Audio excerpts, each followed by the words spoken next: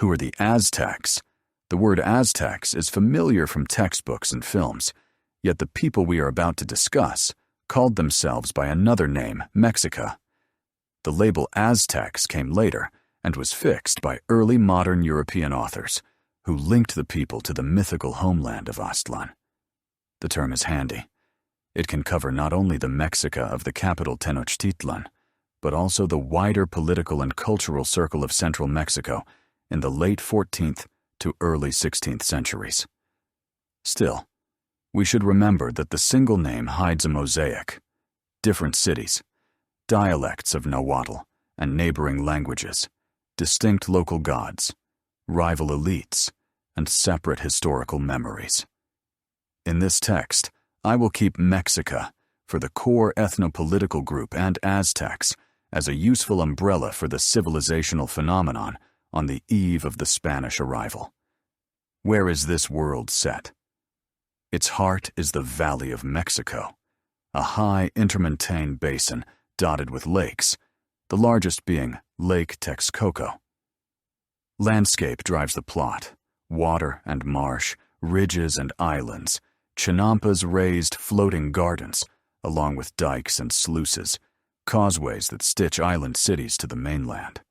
In this setting, urban life and agriculture do not compete. They interlace. Fieldwork happens within sight of temples and palaces. The canoe is a cart. The market is a dock.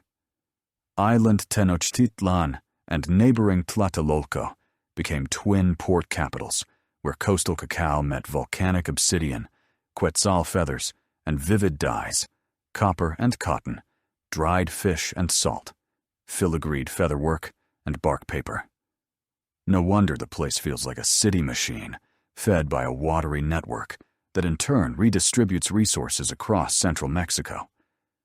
The best way to place this civilization within Mesoamerica is through continuity. Before the Mexica, great centers left deep tracks: Teotihuacan with its pyramids of the sun and the moon. Later, the Toltec Tula, powerful highland and coastal cities. From them run strands of craft technique, calendrics, cult architecture, ruler rituals, and languages of power. The Mexica did not drop from a void. They inserted themselves into an already built world with their Nahuatl speech, a set of deities at once borrowed and made their own, and familiar forms: market as the economy's nerve, temple complex as the state's stage, martial valor as a social elevator. Their novelties often lay in organization and scale, not in inventing the world from scratch. To speak seriously about the Aztecs, we must agree on sources.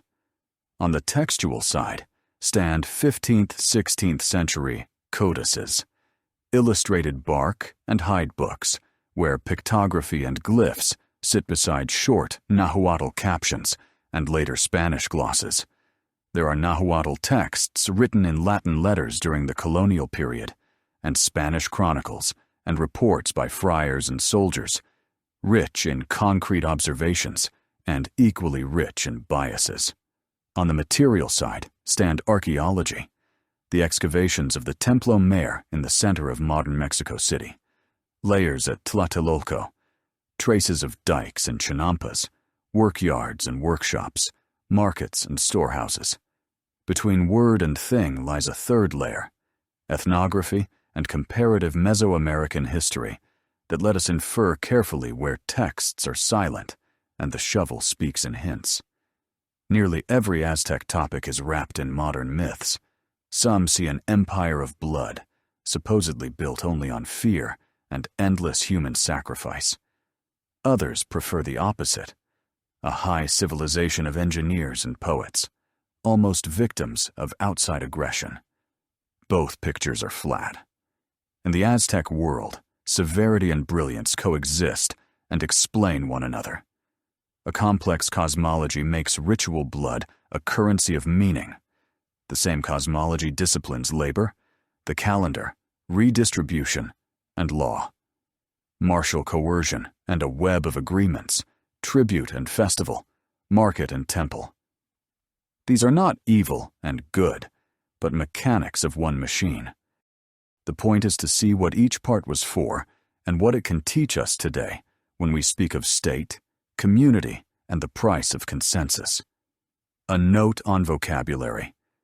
I will say Mexica when speaking of the core at Tenochtitlan and its Tlatoc, rulers, and Aztecs when designating the wider, greater Nahuatl world on the eve of 1519 to 1521.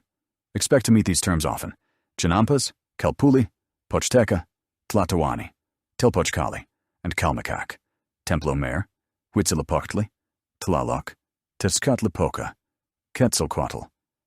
I will tie each to a place and a task, so they become working words rather than exotic sounds. Now for the time frame. Legendary tales send us to Aztlan and the long road to the place of the eagle on the cactus. But the documented history of the Mexica gathers from the founding of Tenochtitlan, traditional date 1325, and especially from the rise of the Triple Alliance of Tenochtitlan with Texcoco and Tlacopan in the 15th century. By the end of that century, the capital swells. The temple core is rebuilt. Markets function as vast filters for flows of people and goods. In 1519, a new player enters the system, Hernán Cortés, with a small Spanish force and many local allies. In 1521, after siege and epidemics, the city falls. Between these dates, our lens will zoom in and out. Why a preface at all? First, to lift the glossy film and see specifics. The Aztec capital was not just two temples on one platform, but a vast organism with supply systems, sanitation, water control, an infrastructure of festivals and markets, schools for different strata, inspectors of weights and measures, and strict sumptuary rules for clothing, spending, and giving. Second, to explain why the topic of sacrifice is unavoidable and how to treat it without sensationalism or apology. Third, to grasp the working of a tribute empire, where political power equals control over channels of redistribution and over the calendar, where the ruler schedules not only warriors and judges, but feast days, sowing, and rain rites. Finally, to walk through the fall honestly, as the result not of one bullet of fate, but of diseases layered with regional fractures, technological and tactical disparity, strategic missteps, and not least, accidents. Why did the Mexica, among many competitors, break to the top? They found a stage that worked. An island city is easier to defend and easier to turn into a showcase of power. They had disciplined Telpochcali for the many, Calmecac for the few. Clear military and priestly tracks with ranked prizes.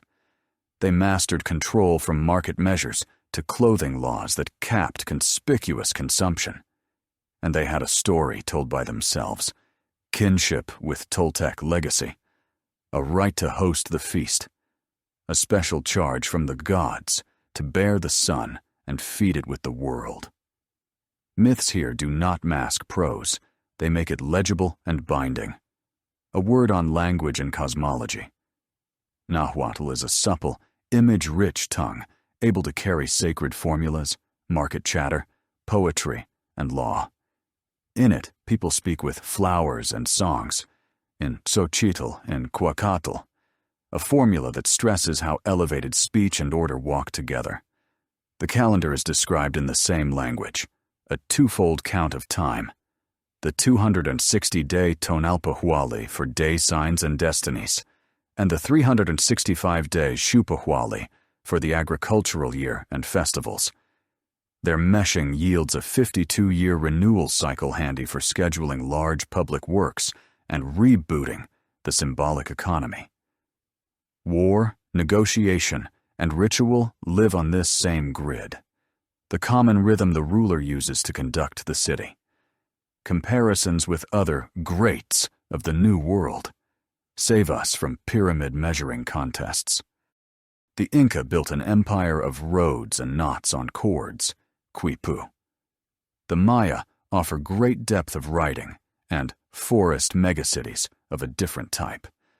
The Mexica staked on water networks and markets, on engineering control of lakes, and on the ability to collect and redistribute tribute from an expanding ring of provinces. Their strength lay in speed of mobilization, ritual spectacle, and precise tribute bureaucracy. Their weakness in the vulnerability of the hydro system, dependence on key central Mexican alliances, and the need to keep feeding the symbolic center with the right blood and gifts. What lies ahead in the following parts? First, origins and ascent. From legendary Aztlan to the first Tlatoani and the Triple Alliance, how outsiders on a marsh became arbiters of the valley. Then city and landscape, how dikes and aqueducts turned a lacustrine world into a field factory. Why chinampas yielded so highly, how markets and calpuli were organized, and how the material environment served the temple's state theater. Next, society and economy, who the Pipiltin and Macualtin were, how the Pochteca lived, how schooling worked for elites and commoners, how law and sumptuary codes made status boundaries visible. After that, religion and sacrifice, the cosmology of 5 suns, the paired hilltop shrines to war boat on sun and rain harvest, the logic of debt to the gods and the rules of blood. Then war and expansion, the eagles and jaguars, ritual flower wars, and the practical politics of hostages and roads. Afterward, contact and catastrophe, meeting the Spaniards, translators and misreadings, uprising, siege, disease, and fall. Lastly, legacy. How Nahuatl and rites survived the disaster, how archaeologists gave the city a voice beneath modern asphalt, how the eagle on the cactus became Mexico's flag, and how debates over a bloody empire feed contemporary identity. A word on method. I will braid 3 lines: what things say, what texts say, and how practice ties the two. Artifacts give us technology and everyday life, how a field, knife, scale, or stair was made. Texts give us language and formulas, how people spoke of sacrifice, duty, fame, tribute. Practice gives us the coupling of ritual with market, law with festival, war with road. This 3-beam approach helps us avoid one-note explanations. Neither everything is blood, nor everything is market, can alone explain the Mexica's brief, brilliant power. Finally, on the horizon of judgment, to assess the Aztecs by today's yardsticks is a sure way to miss them. More useful is to ask, how did a society on a high lake plateau learn to feed hundreds of thousands, to build stubborn architecture on water, to organize schooling and merit, to run a huge market with control of measures and quality, to speak of its gods so that any ritual became both political act and common feast, and a mechanism of redistribution? And then, how did this same system prove vulnerable to smallpox, to ruptured alliances, to new maritime logistics, and to iron wedges driven into old political seams? In historical memory, we should not let the stories of hearts on the steps eclipse schoolhouses, the quiet bookkeeping of tribute stores, the everyday ethics of gifts and counter-gifts, or the labor of those who repaired dikes after floods and kept canals clean. Nor should admiration for engineering become an excuse for state violence. In the Aztec model, ritual debt carried a very real bodily price. Understanding means holding both poles, seeing not a monster or an angel, but a mature civilization with laws, dazzling achievements, and heavy costs.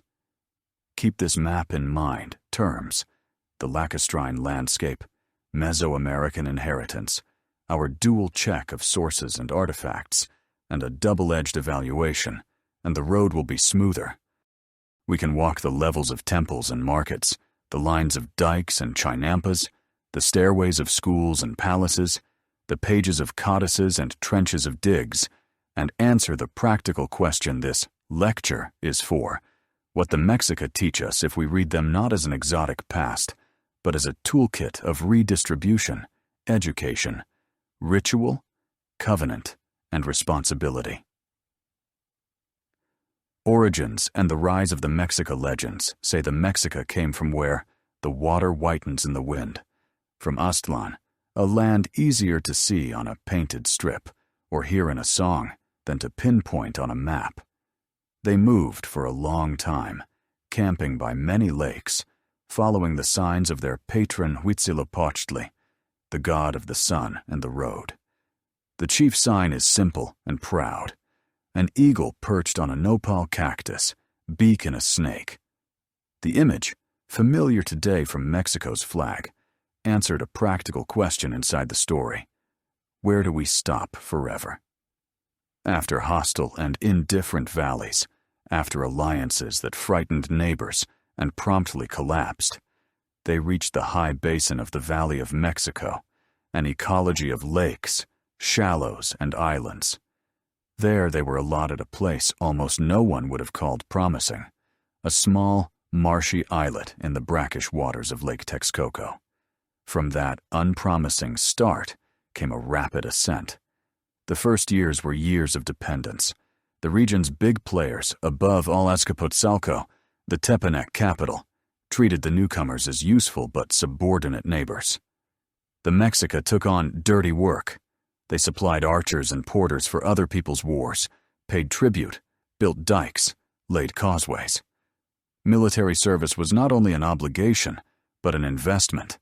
It opened doors into exchange networks and marriage ties, let them demonstrate value in units of fighters, and when a window opened, bargain for better terms.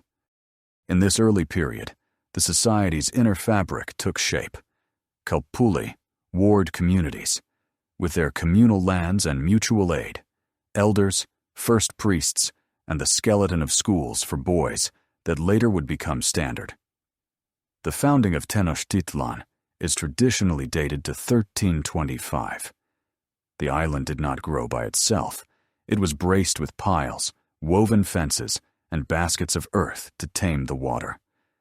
Beside it, Tlatelolco developed an island city of its own, partner and rival, with its own rulers and market. On the early political stage, the Mexica stepped carefully. They acknowledged their overlords, learned to deal with the Tepanecs, and steadily improved their military machine.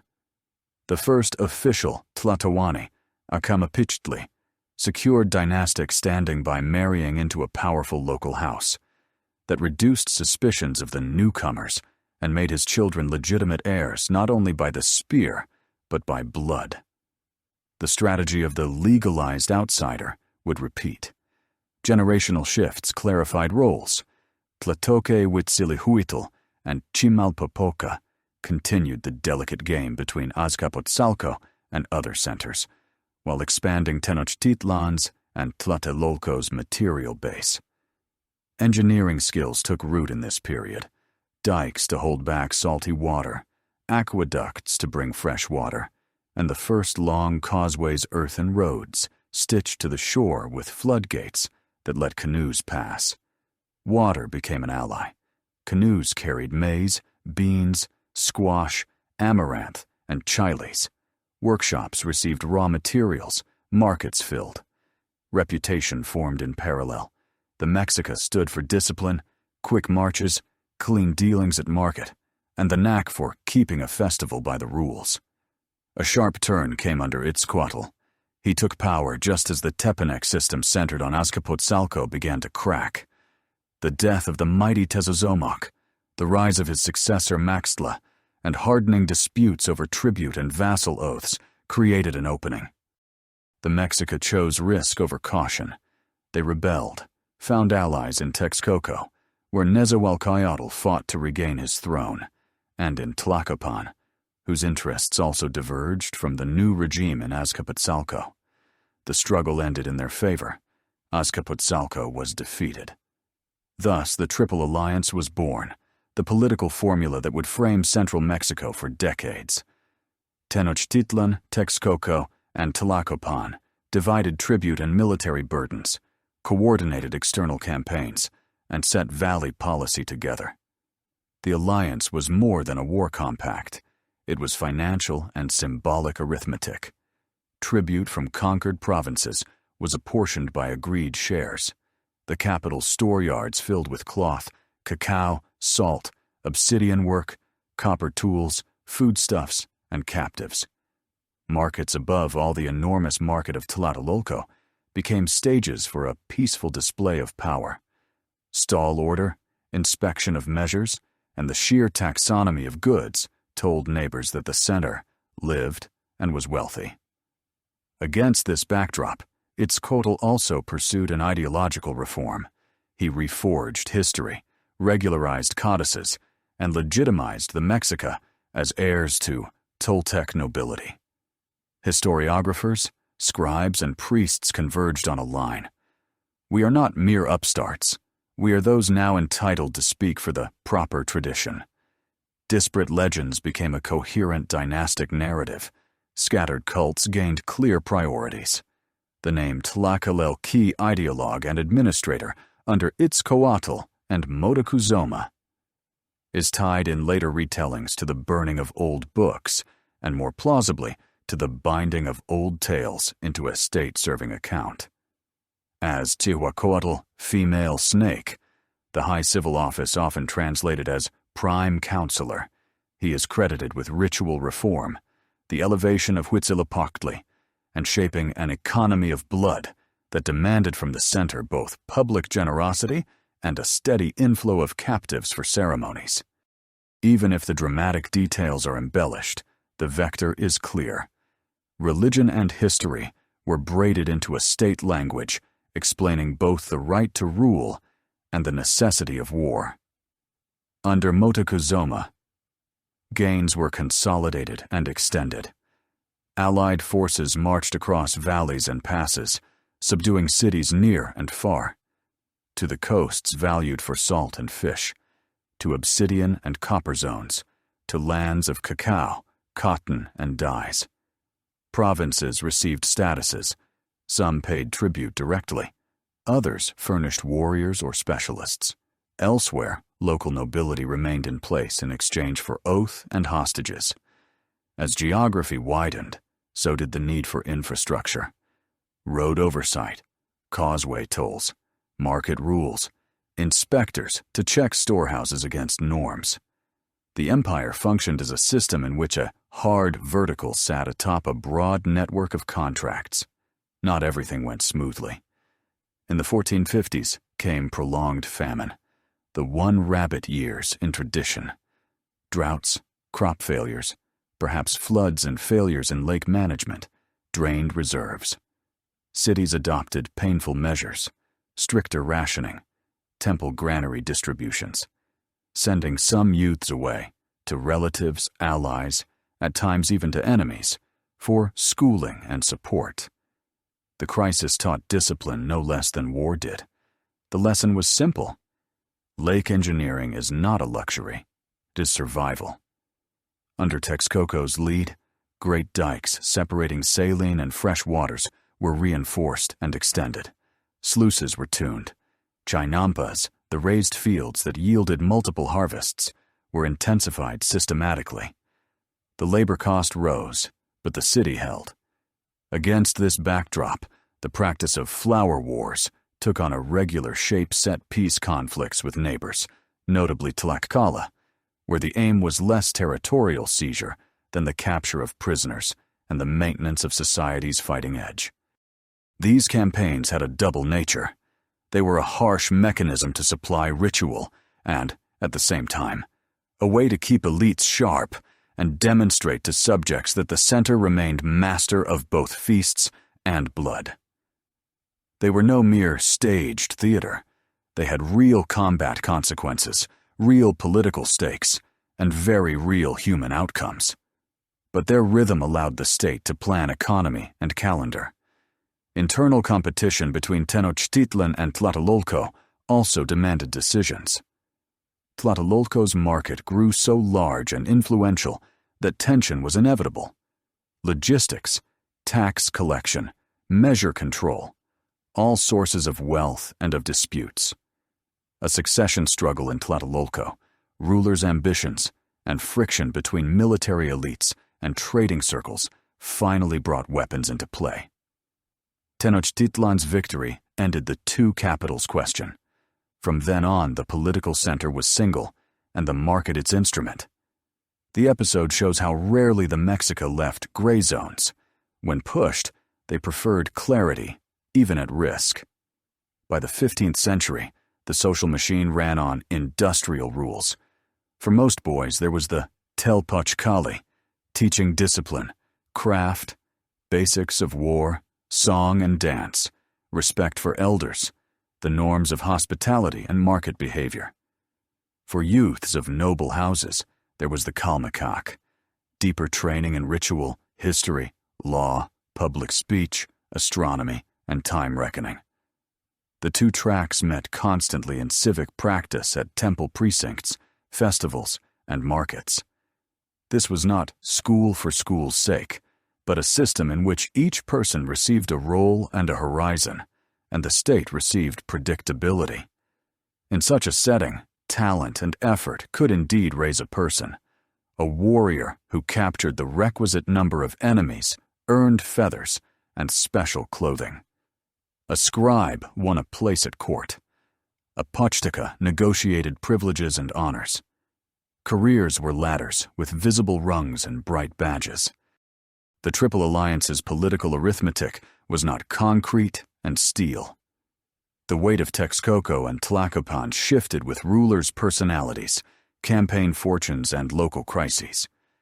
Yet the structure of tribute and foreign policy outlasted individual names. This was not a modern empire of provinces, but a network of obligations.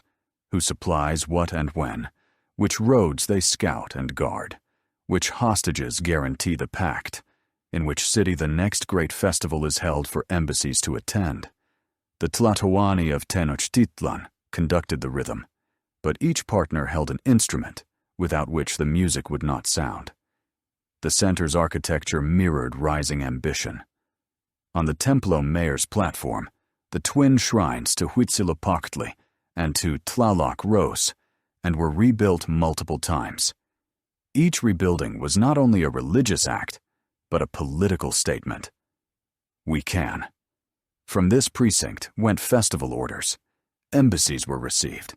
Lists of tribute and war spoils were kept. Ancestor histories were recited. Disputes were judged. Stone and ritual fused into a form seen by all, from elites to guests from the fringes. We cannot forget the small mechanisms underwriting the whole construction.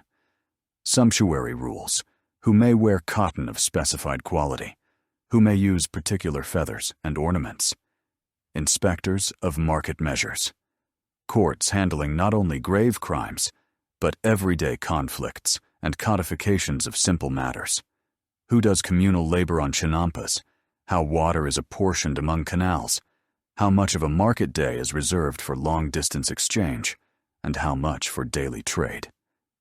Together, these made the rise concrete, the transformation of an incoming people into a self-repeating machine, season after season. External policy expanded in rings. First, the nearest rivals in the valley, then cities on adjacent lake shores, then valley-mountain coast chains, in which each node supplied what the center lacked. Long-distance work fell to the Pochteca merchants, spies, diplomats. They brought not only goods, cacao, cotton, shell currency, exotic dyes and feathers, but news. Unrest here, an upstart there, a chance for alliance or a quick campaign in another place. Such intelligence entered maps and plans just as, in someone's courtyard, bundles of maize and amaranth, cloth and salt, were stacked with care. A public ethic formed in tandem. An empire needs more than fear. It needs positive motivation.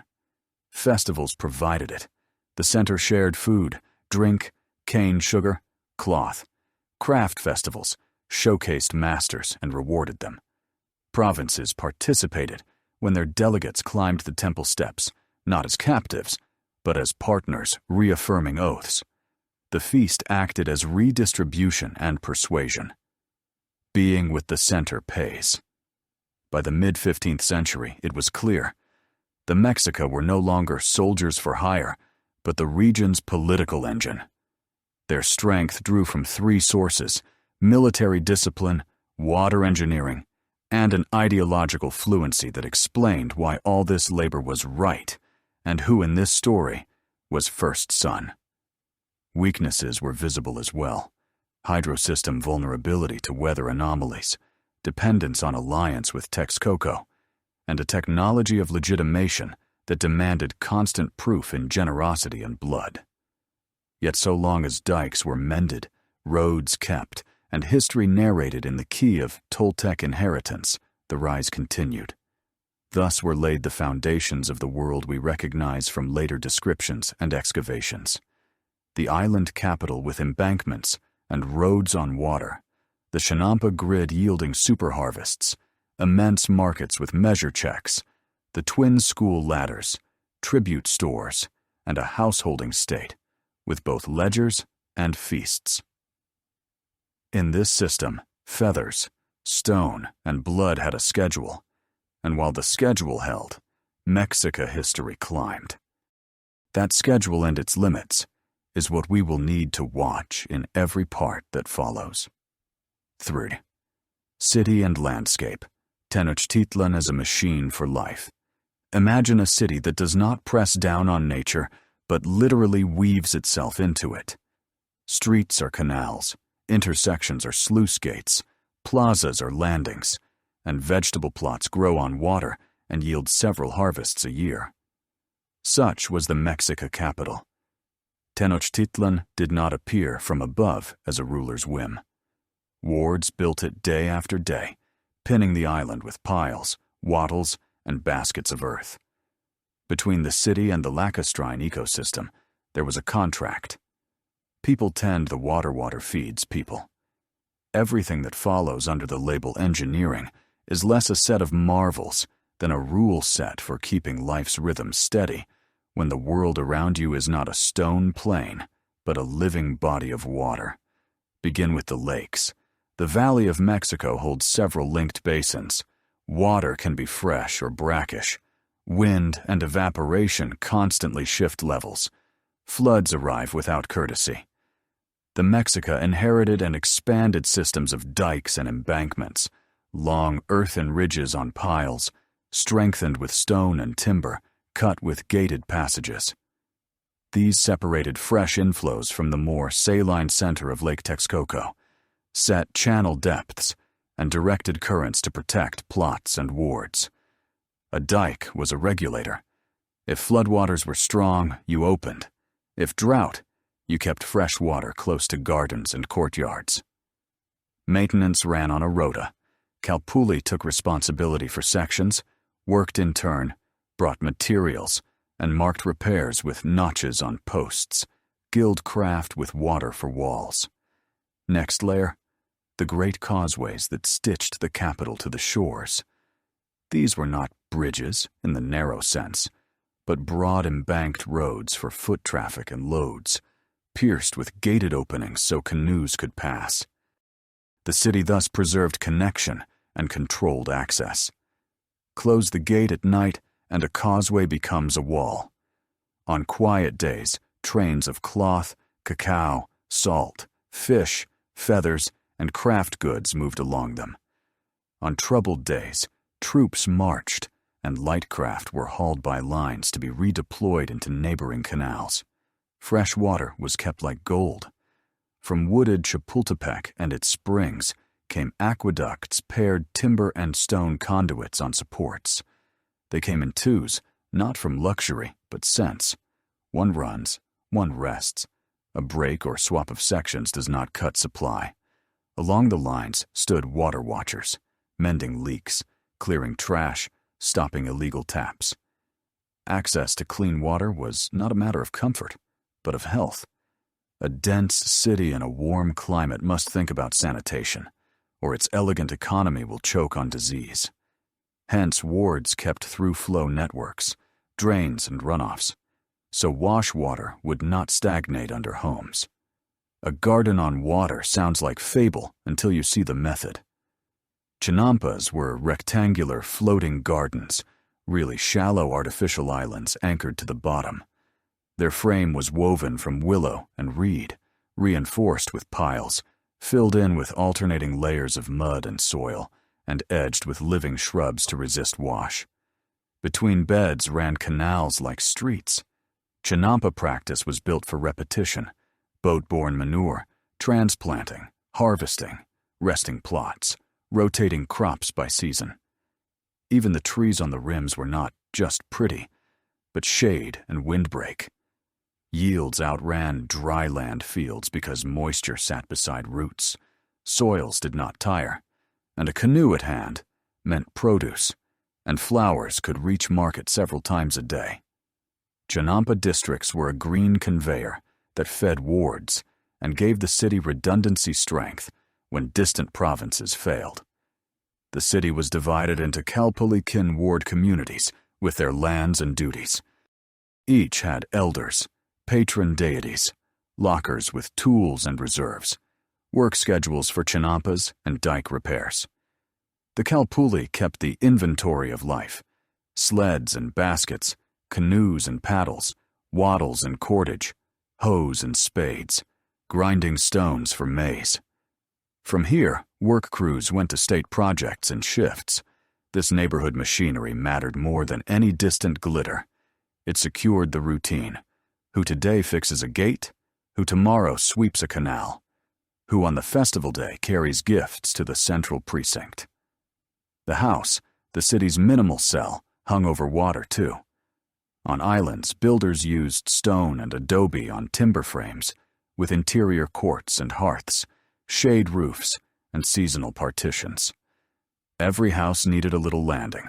The canoe was cart, taxi, truck, and fire engine. Attached were bins for grain and dried foods, racks for tools, a place for weaving and spinning. Roofs and courtyards dried chiles and maize, hung squashes and herbs. The yard was social space. Boys learned knots and schedules, girls weaving and cooking. Neighbors gathered to decide whom to help, which boy to send to Huitzilopochtli, who needed a counselor's advice. The urban center was a stage where a single frame held twin temples on one platform, Templo Mayor, palaces, schools, and vast markets. The main court served less as a holy site than as a control room. Here, feast days and distributions were set, tribute arrived, embassies were received, rulings proclaimed. Space was calculated, procession routes, order of entries, crowd paths, musician stands, ramps, and stairs, all to let a massive city assemble, hear, see, and disperse without crush or failure.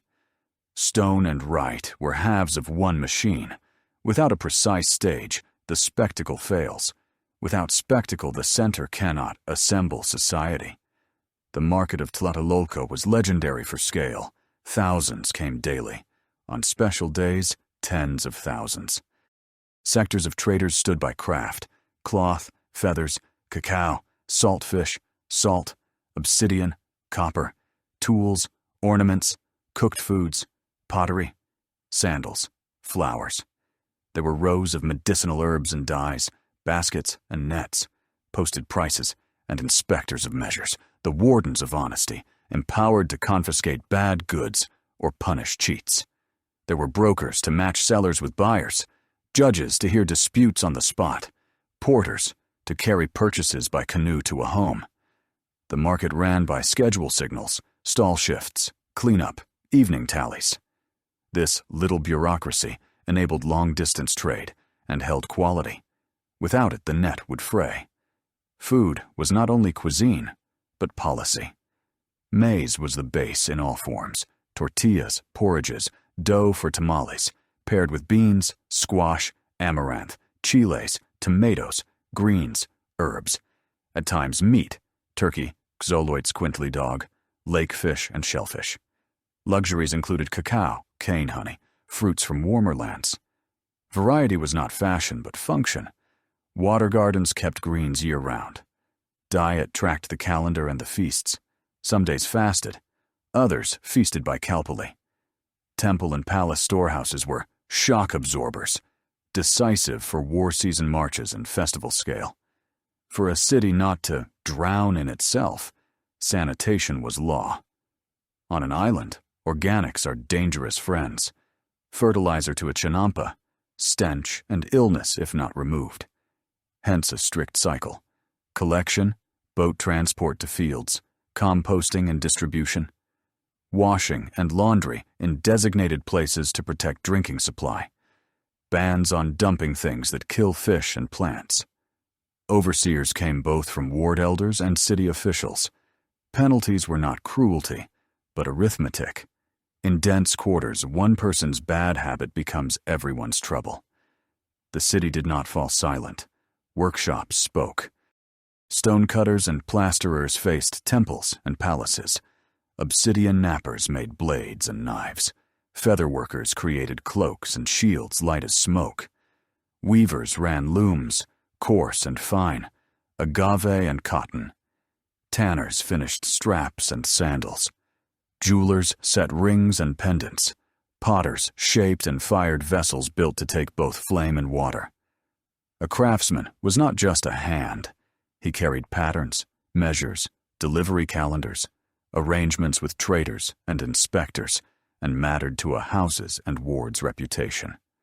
Workshop marks and signatures were read as we read trademarks today. Schools Tenochtitlan and Kalmakak fitted the cityscape. In Tenochtitlan, open to most, boys learned discipline, crafts, the practice of war, self-control. Girls learned domestic skills, songs, ritual hospitality. In Kalmakak, children of the nobility studied history, law, rhetoric, time reckoning, song and music, priestly duties. Both schools ingrained habits of order and cooperation.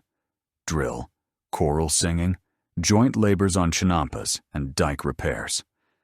This was not training soldiers in a narrow sense, but rehearsing the city's role economy, where each does the right thing at the right time and place. Security on water depended more on regime than walls.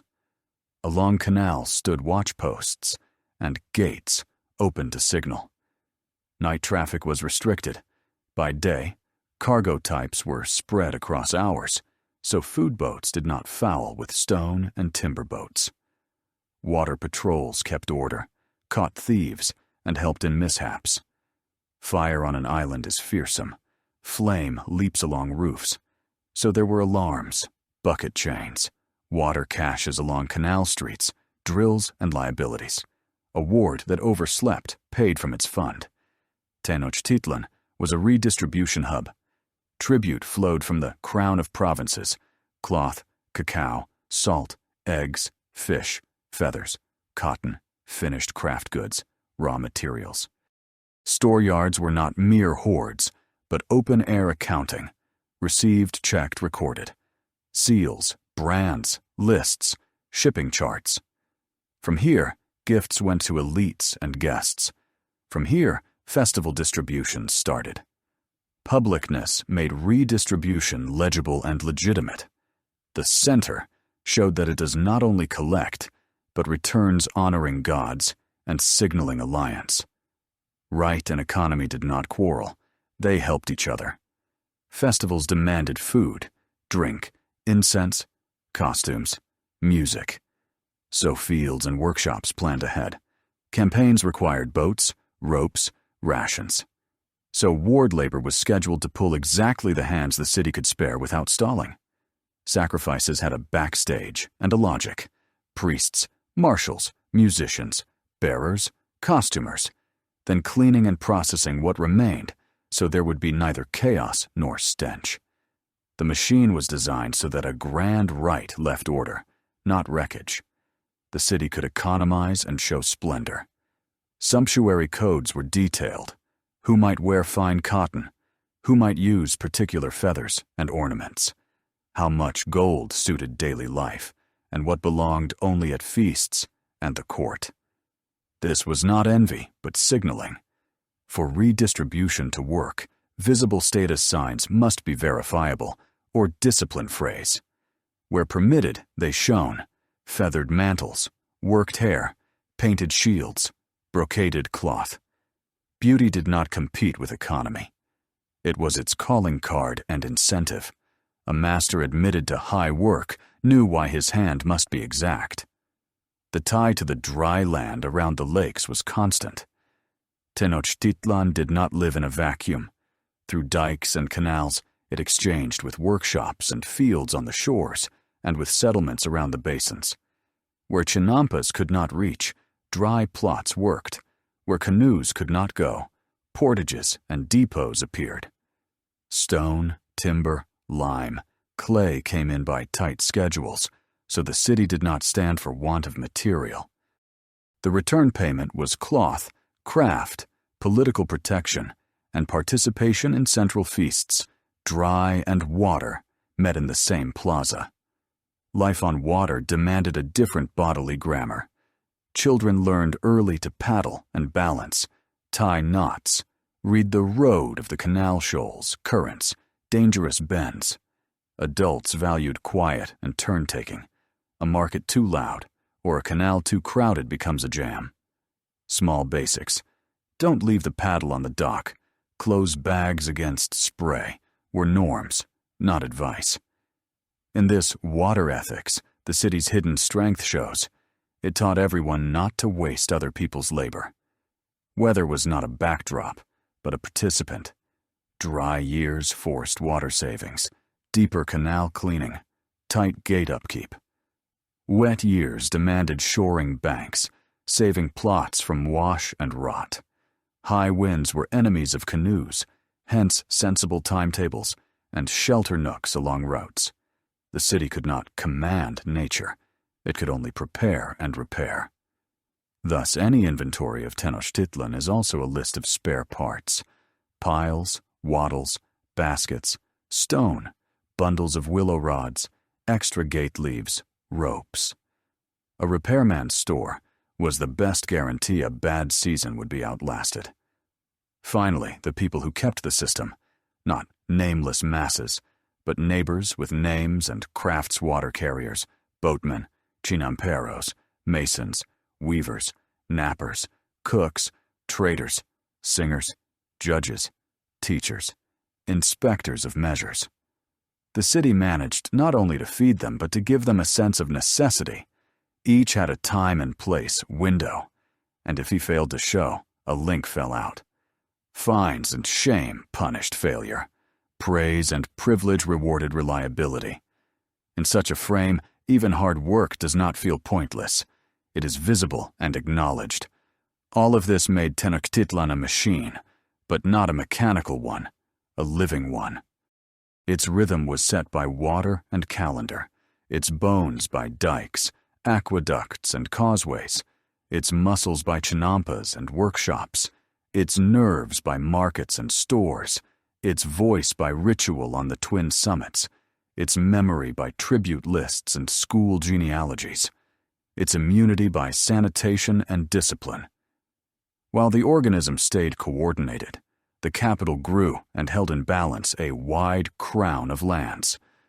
Let one part slacken, and nature reminded all that the contract with water must be renewed not by words, but by repairs and routines. Ahead lies how this urban machine fit into the larger machine of tribute and markets, how Mexica society assigned roles, rewarded and punished, educated and judged, how war did not destroy but serviced the economy, and why, at a certain moment, these coordinated mechanisms began to grind. But keep this picture of Tenochtitlan as an ecological factory in mind. Without it, we cannot grasp either its swift flowering or its painful vulnerability to drought, flood, blockade, and a hospital's tally. Ivo, society, economy, and the institution of tribute. The Mexica Empire was not a state of offices, so much as a disciplined routine for hundreds of thousands of people.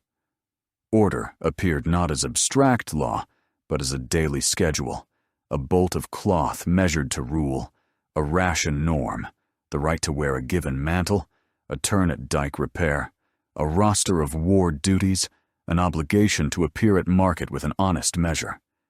To see how the machine worked, it helps to separate several spheres: community and household, schooling and social ladders, tribute and storehouses, trade and the Pochteca, law and courts, sumptuary rules and discipline, forms of dependence and mobility.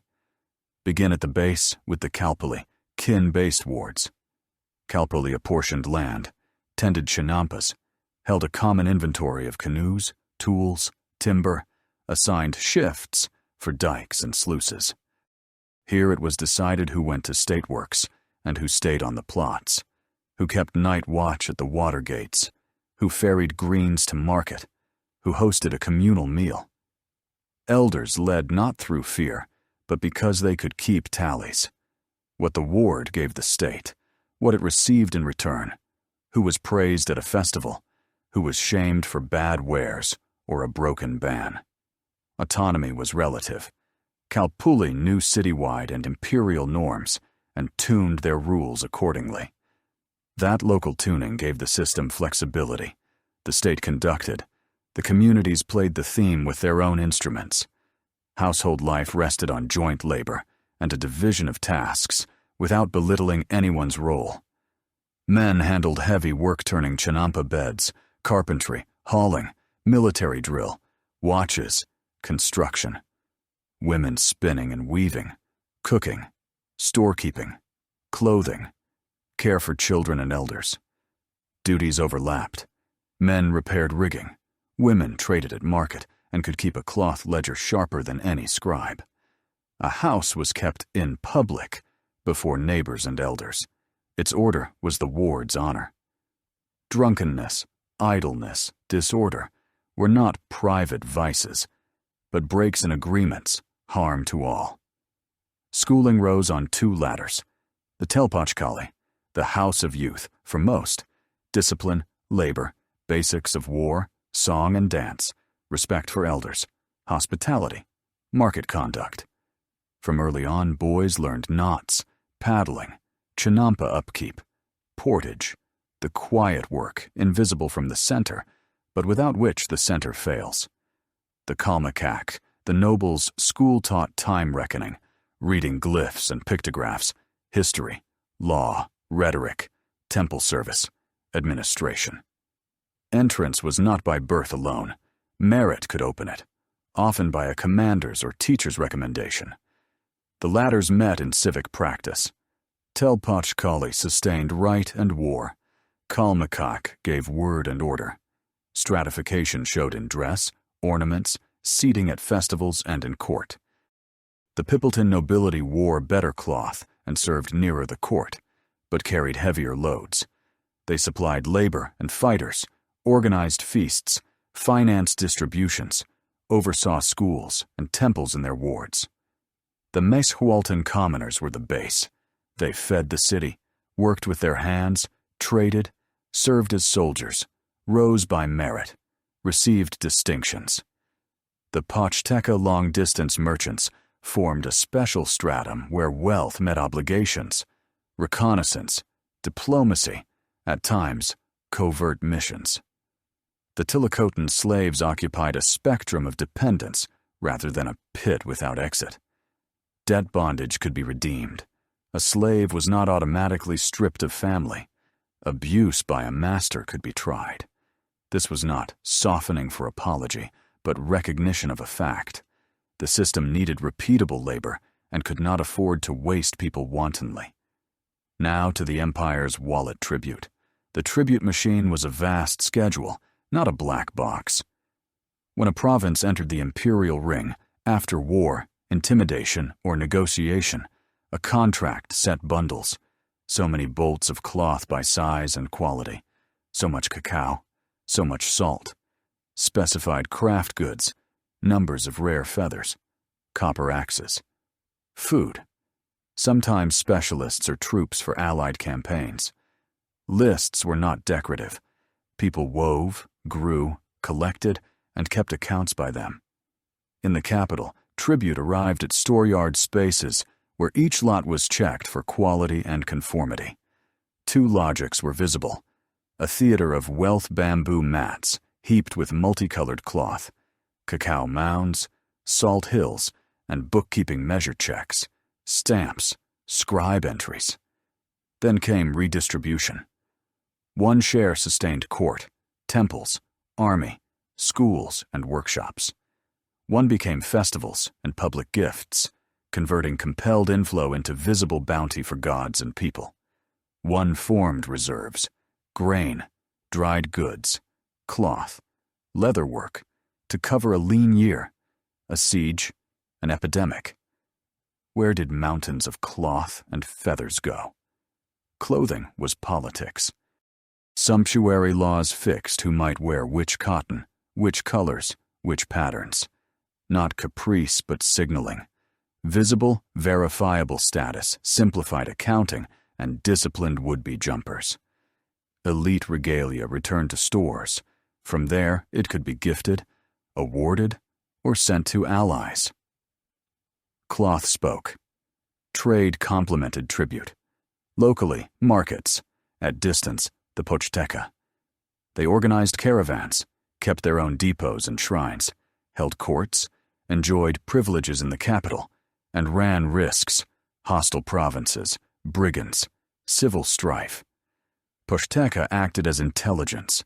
They learned of power shifts, resources, weather disasters, and epidemics that redrew the map of opportunities and threats. They paid the state with information, gifts, and obligations. The court both courted and disciplined them, granting favors, staging exemplary trials for rule-breaking. Shutting them down would have deafened the empire, not only to goods, but to road and people knowledge.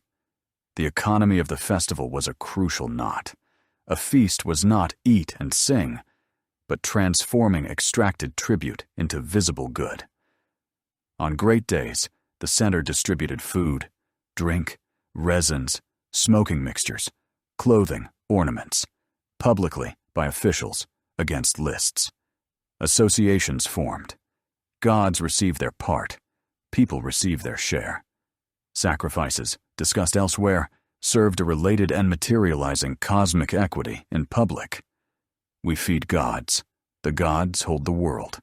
Neglect or stinginess in distributions read as weakness corrosive to legitimacy. Markets ran by lawful procedure. In Tlatelolco and other centers, inspectors of measures and weights stood beside road judges and brokers. For fraud, penalties ranged from confiscation and fines to public shaming and, at times, corporal punishment. The logic was economic. A false measure stole not only from a buyer, but from the network by undermining trust in the market as a common instrument. A market is not only prices and delight in variety, but law avenues of complaint, places of hearing, lists of proofs. Trust in adjudication protected the weak, a woman selling greens, a craftsman with 1 basket, an old porter, and the strong when accused falsely. Law aimed at repeatability more than vengeance. Grave crimes, murder, major theft, treason, met severe penalties. Far more often courts heard disputes about land, water, debt, family, attire rights, insult, broken work rotation, ruined communal gear. The key figure was the wise judge, steeped in precedent, carrying a mental code of norms, able to speak so both sides heard a practical exit rather than morality. Between neighbors, courts preferred compensation grain, cloth, labor, to avoid compounding harm. Market cheating was punished on the spot. A high court sat at the palace, lower instances in cities and wards. The latter was clear, and appeal was possible. The system of honors and rewards was the bright face of discipline. War brought insignia feathers, mantles, earrings, helmets. The market offered seats in the shade, better pitches, wealthier clients. A craftsman earned court or temple commissions, a Pochteca, storeyard access, a schoolmaster, public praise, an elder, the best bench. For girls' rights to certain cloths, feather ornaments, roles in central rites. This was an economy of regard, stronger than wages alone, because it embedded people in relationships, not just payments. Now to vulnerabilities. A strong system can miss weak points. For the Mexica, it was overstrain. The machine needed a steady inflow of textiles and food for distributions, regular victories for rights, a flawless hydro system. Drought turned generosity into a problem. Too many wars tired provinces. Abusive local collectors bred hate for the center. There was also the human factor. Even good law fails if a judge is corrupt. An inspector shields his stalls. Ward elders stop keeping books. Hence periodic audits, store checks, market inspections, school reviews. These were both control and public lesson. The tribute war link was more complex than it seems. Campaigns were not for glory. They fed the tribute network, adding provinces, renewing contracts, frightening laggards. But each campaign cost resources: boats, rations, cloth, time, and did not always pay immediately. Hence, flower wars kept soldiers sharp and filled the ritual portfolio without crushing the provinces that bore the main economic load. A cynical but rational compromise between the need for blood and the need for bread. The Pochteca deserve a full scene. Their communities had their own temples and councils, a code of honor. They moved in small groups, sometimes in disguise, and could act as envoys or spies. In the capital, they maintained guest houses to receive distant partners, negotiate, close deals, and celebrate. The state alternated favor with discipline perks one year, show trials the next. Without them, the empire would have gone deaf. Roots, prices, moods came through their mouths. Women's labor was a load-bearing beam, not a backdrop. Weaving was an industry equal to obsidian work or carpentry. Women produced cloth that served as currency, a medium of payment, gift, rank marker, and tribute. Women ran household accounts, grain storage, festival clothing, what to lend or return, and when. At market they were sellers and buyers, knew the measure, argued their case, knew which judge to seek. In festivals, they led choruses and entered processions, not as ornaments, but as carriers of communal memory. Slavery and dependence. A slave was not always and forever. Many were debtors, or people placed by a poor family. Routes to freedom existed: redemption, merit, a master's grant. Practice varied city to city. There were war captives destined for ritual. The economy needed hands while religion demanded victims. Economic slavery lived inside law. Abuses were punishable, albeit unevenly. Rights to luxury were sensitive. Elite houses could display status processions with Quetzal plumes, painted shields, mantles, sandals with ornamented straps, stones, and gold. Yet they too had limits. What suits the palace does not suit the lane.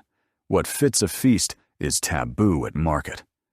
Again, not morals, but signals. Who has a right to represent city and state at which times?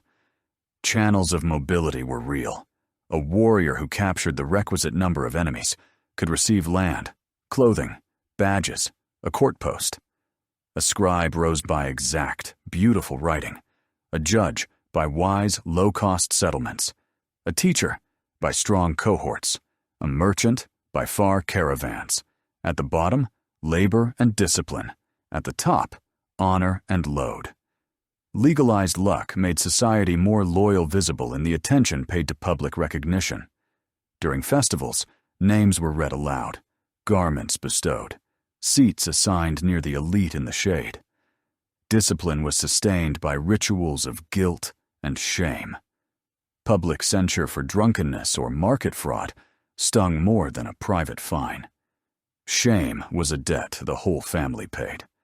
There was also public restoration, redemption, work, gift. dike labor. Elders and judge offered a way back into line.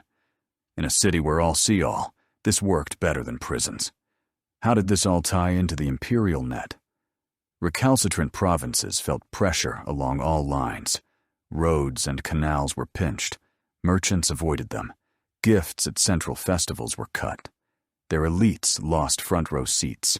Their youths were excluded from the Kalmakak. It was subtler than blunt threat. If that failed, war followed. After defeat, a new contract was struck, often leaving local elites in place but shortening their blanket of rights. What held was a network of covenants, not a crust of garrisons. In the end, the Mexica Empire reads as an organization of repetitions. Market days and procedures, festivals by calendar and rite, war musters by signals and kit, inspections by ledgers and routes, lessons in schools and yards, distributions by lists. Predictability bred trust. Trust saved energy, otherwise burned on fires. Within predictability lurked rigidities that cost dearly when the new pressed in. A tight sumptuary system sometimes slowed urgent shifts of resources and privileges.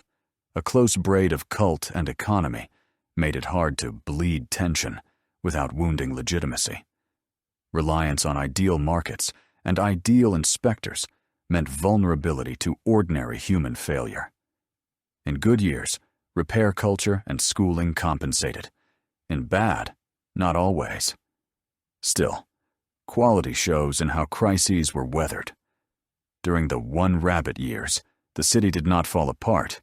Distributions were revised, the hydro system reinforced, youth sent out on keep to allies, reserves treated seriously.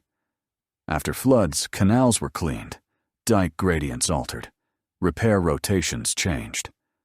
After provincial breakdowns, new terms were bargained. Pochteca went not with a conqueror's scowl, but with gifts and promises. That is political husbandry, the craft of mending as well as building and punishing. When we turn to war and expansion, we will see that spear and storehouse, market and court, festival and school pulled in one direction, toward a repeatable, recognizable, disciplined life of a great community with its center on an island. We will also see why, a few years after strangers came ashore, the repeats failed. A war on water with new rules, a disease no inspector or judge could cure, provinces for whom another center was suddenly cheaper. Up to that break, the Mexica Empire knew how not to waste other people's labor, and from that economy and discipline came its strength. Religion, cosmology, and sacrifice. To understand why the Mexica built temples at the very heart of the city, and why the calendar sliced the year into such precise, festival steps, it helps to accept a plain idea. Religion was not a superstructure, but a way to keep the world in balance. The gods granted rain and victory, birth and harvest, not as grace, but in exchange for tending the cosmos. That exchange had a name debt. It was paid with songs, incense, dances, blood from ears and tongue, the hearts of captives, the crying of children on the rain mountains, unbribed judges, honest market measures, and dike repairs done on time. Mexica religion is a language of agreements about how yesterday, today, and tomorrow join into a year, and how years string into a long thread. The pantheon is easiest to grasp if you see functions. On the twin summit of the main platform stood Huitzilopochtli and Tlaloc sun, war, and rain, harvest. Two neighboring shrines on one elevation said in stone that life in the capital rested on the pact of water with solar force, field with war. Nearby in the city sky were Tezcatlipoca, lord of fate, night, power, and trials breaker of pride, giver of second starts through restraint. Quetzalcoatl, the feathered serpent, patron of knowledge, crafts, and wind-strict reformer in one strand of tradition, departed lord in another, beloved of scholars and priests. Zypa-Totec, our Lord the Flayed, of renewal and sowing, whose spring rites yoked a fierce metaphor of changed skin to the hope of fresh flesh in the field. Huitzilopochtli, hearth and ritual fire, heart of the house. Goddesses were present too. Coatlicue, Earth Mother in a serpent skirt. Tonantzin, our mother, whose name later echoed in a new cult. Chalkeutlicu, waters and rivers. Tzihuacoatl, female serpent, both a deity and the title of a high civic officer. Mictecatzihuatl, lady of the underworld. The Death Lords, Mictlantecuhtli, with his gaping jaw and bone ornaments, stood their watch. There were specialists as well. Centeotl of maize, Chicomecoatl of food and amaranth, Mayahuel of maguey, Ometochtli of pulque. This herd of names was not chaos. It paralleled the city's division of labor. Every task had a responsible party. Cosmology can be sketched in 3 scenes. First, the 5 suns, 5 eras. Our world is the 5th sun. Earlier worlds were made and undone by water, wind, jaguars, and fire. Each epoch dawned when gods sacrificed themselves to set the sun moving, but the sun is hungry and needs fuel. So long as people fed it with right and blood, it kept to its path. Should they stop, the world would stall and fall. Second, 13 heavens and 9 underworld levels. Above are the tiers of gods and winds. Below, paths after death. Not all dead go to one place. Warriors and women who die in childbirth work with the sun. The drowned go to the water lords. The ordinary dead travel to Mictlan, a long road of ritual obstacles. Third, the 4 quarters with their colors and signs.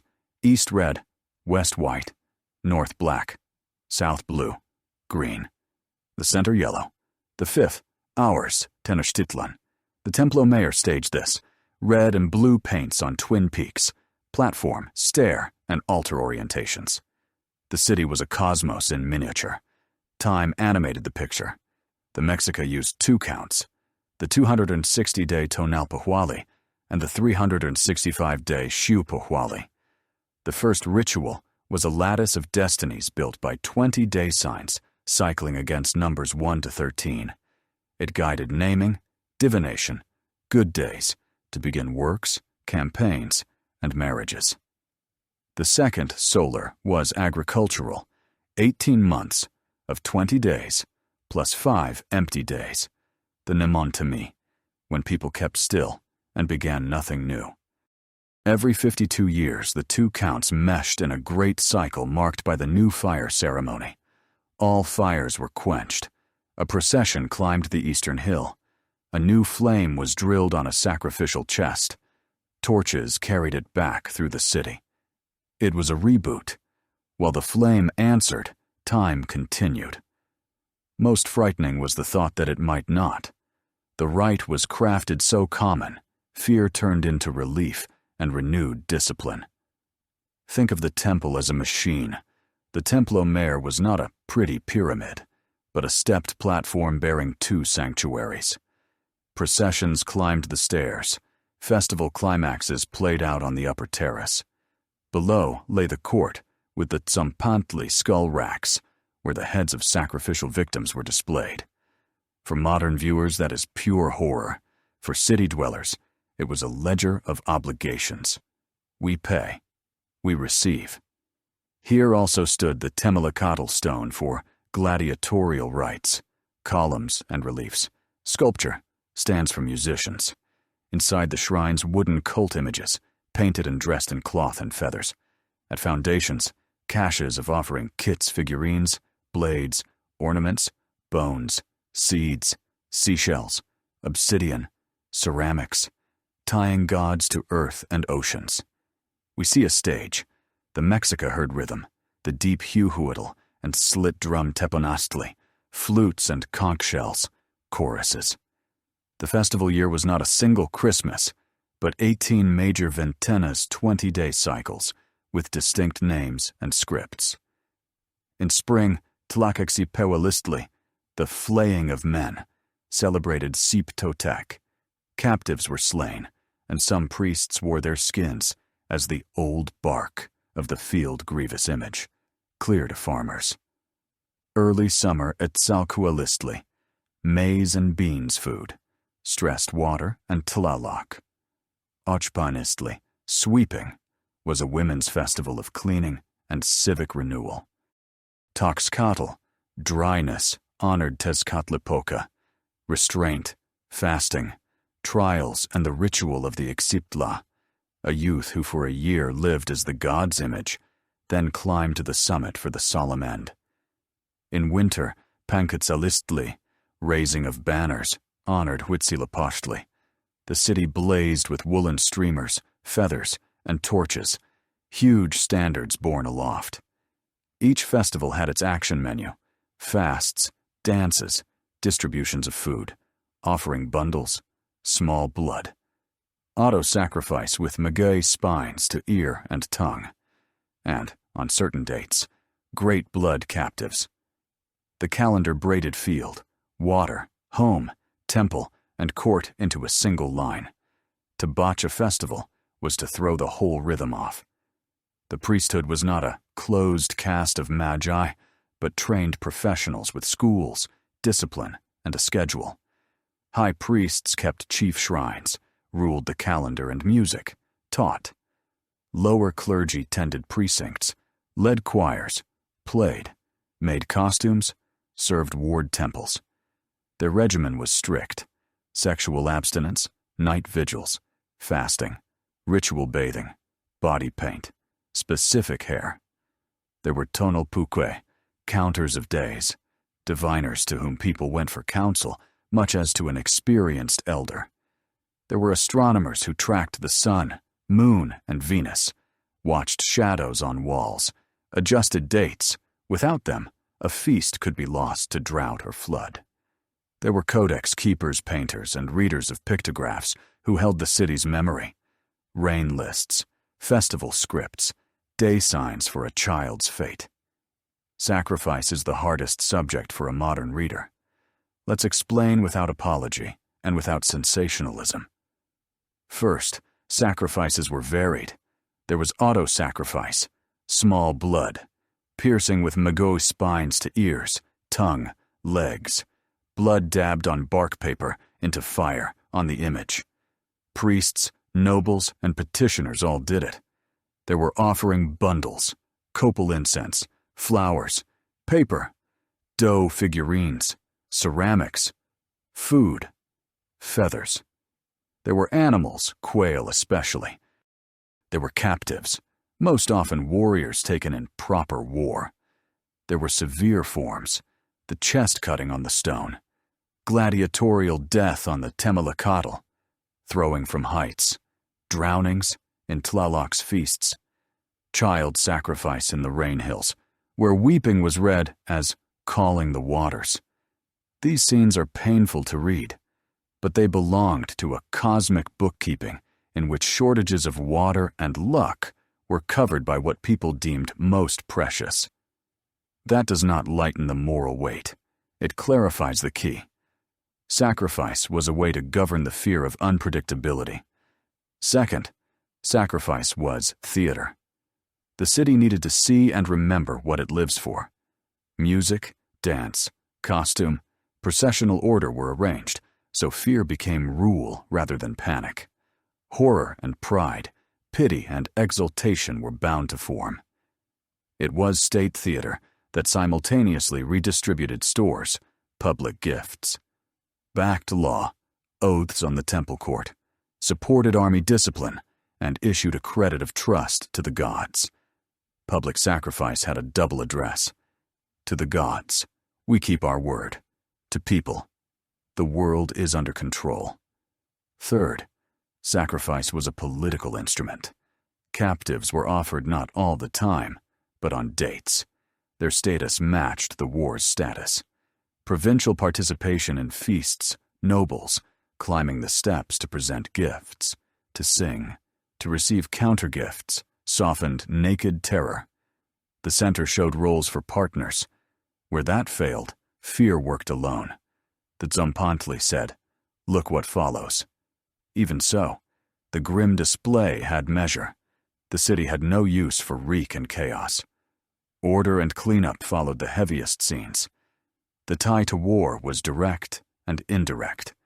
Direct, because flower wars supplied captives and kept warriors in form. Indirect, because the discipline of campaign and festival is the same. Doing things on time, together. A warrior knew that for a captive, he would receive feathers, a cloak, shade, a particular pattern. He knew he would be part of the machine on the appointed feast. In that sense, blood was both fuel for the sun and fuel for status. Cynical? Yes, but it also integrated. For a place in the common rhythm, people met high labor norms. Household religion was intimate. Every home had a hearth and a corner for memory figurines, flowers, paper, feathers, copal. Domestic patrons were mother and fire, ancestors, a guardian of the house. No hearts were cut there. The air smelled of smoke and resin. People whispered names. The temazcal, the sweat bath, was hygiene and rite before birth, after illness, before important days. Midwives knew speeches. They welcomed a child as a little warrior, gave miniature tools, the spindle broom to a girl, shield, bow to a boy. Women were not bystanders. They ran the house cult, led songs, joined public sweeping and renewal, voiced the ward. Music and speech were nerves of ritual. Flowers and songs, in Xochitl, in Cucutl named elevated speech. True words are patterned and metaphorical. Choirs and ensembles rehearsed like companies. There were canons and responses. Bad music was not just poor taste, but a ritual error, as offensive to a god as a false measure to a customer. Singers learned texts, priests the order, elders where each word belonged, hence the respect for codices. Picture manuals with costumes, sequence, objects, and motions.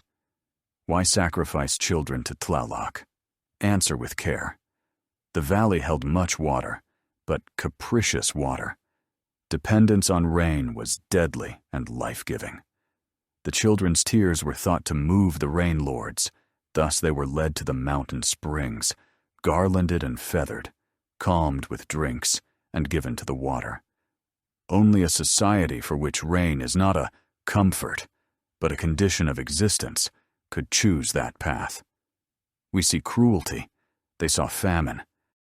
That does not justify, but it explains why water dictated terrible decisions.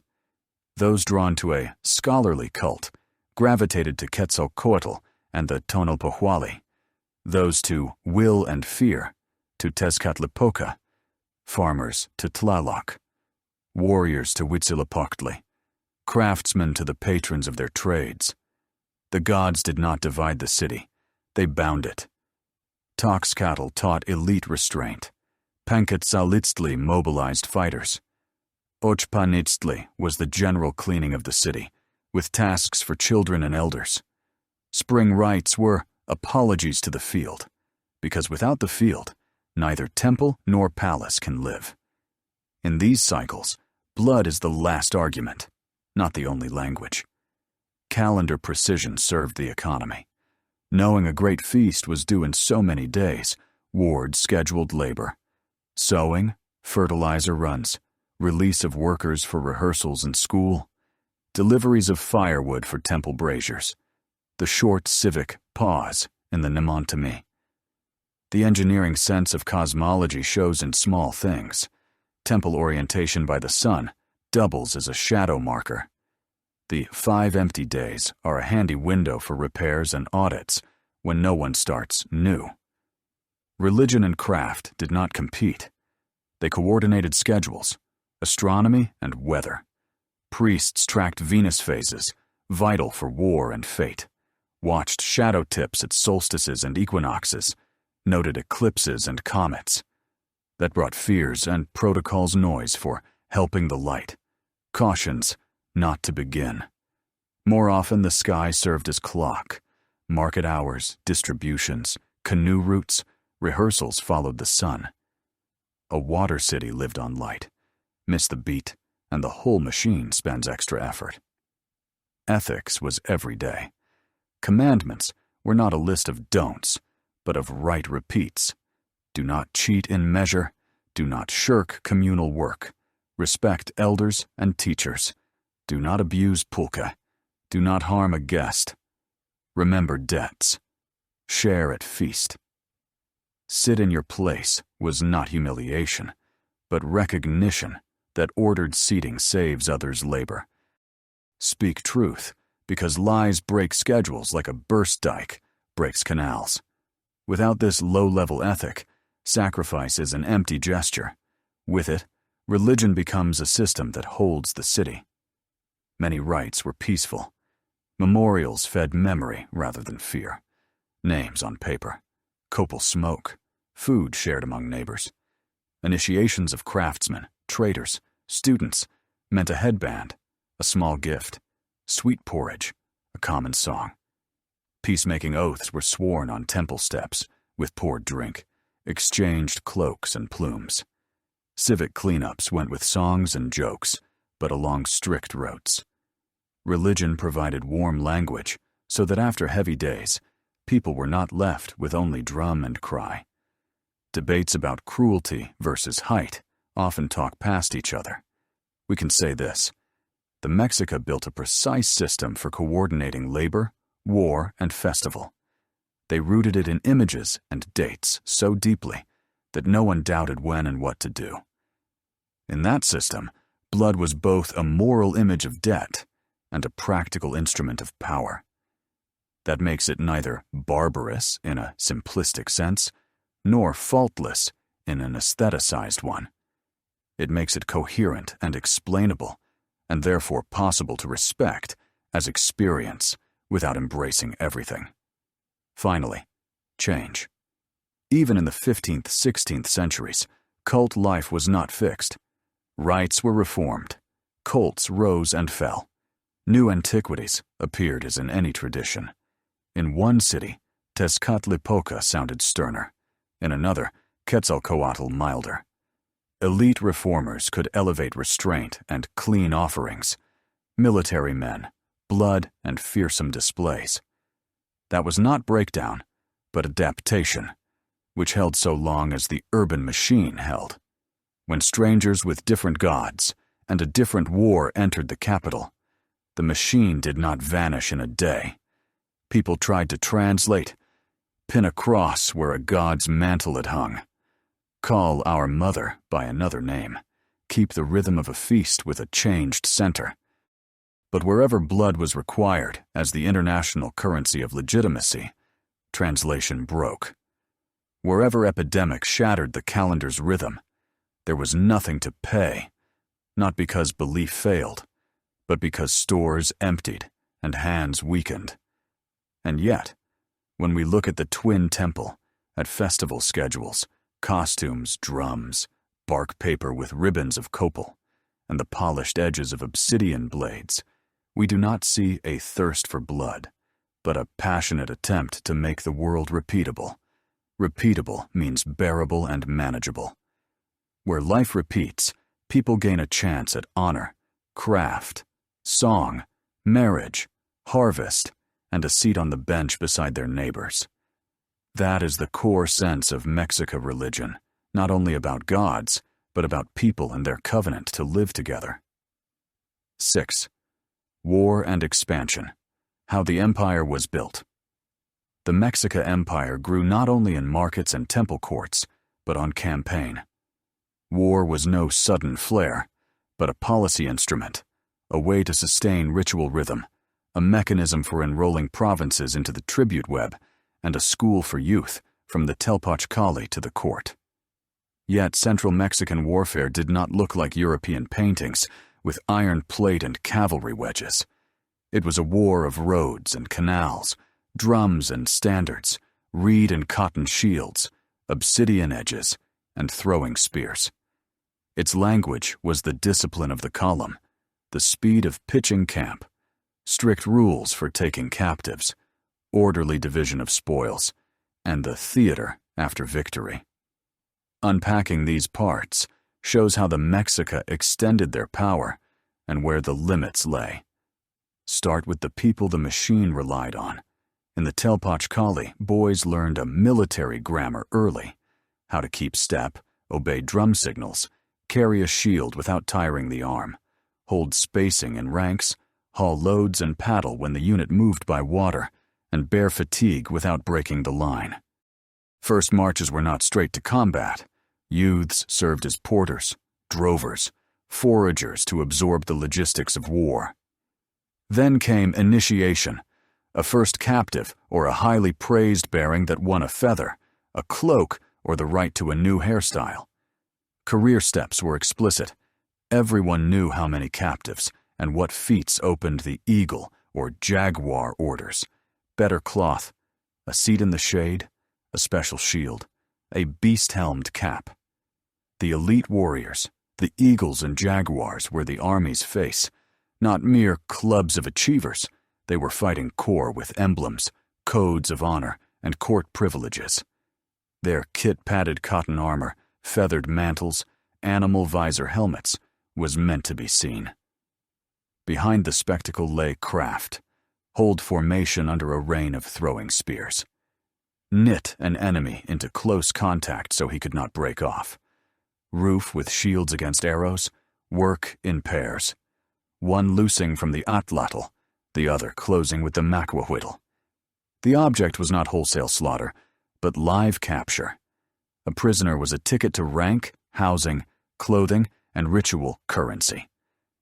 That goal-shaped technique, more limb strikes and wrestling throws to topple and twist, fewer finishing blows.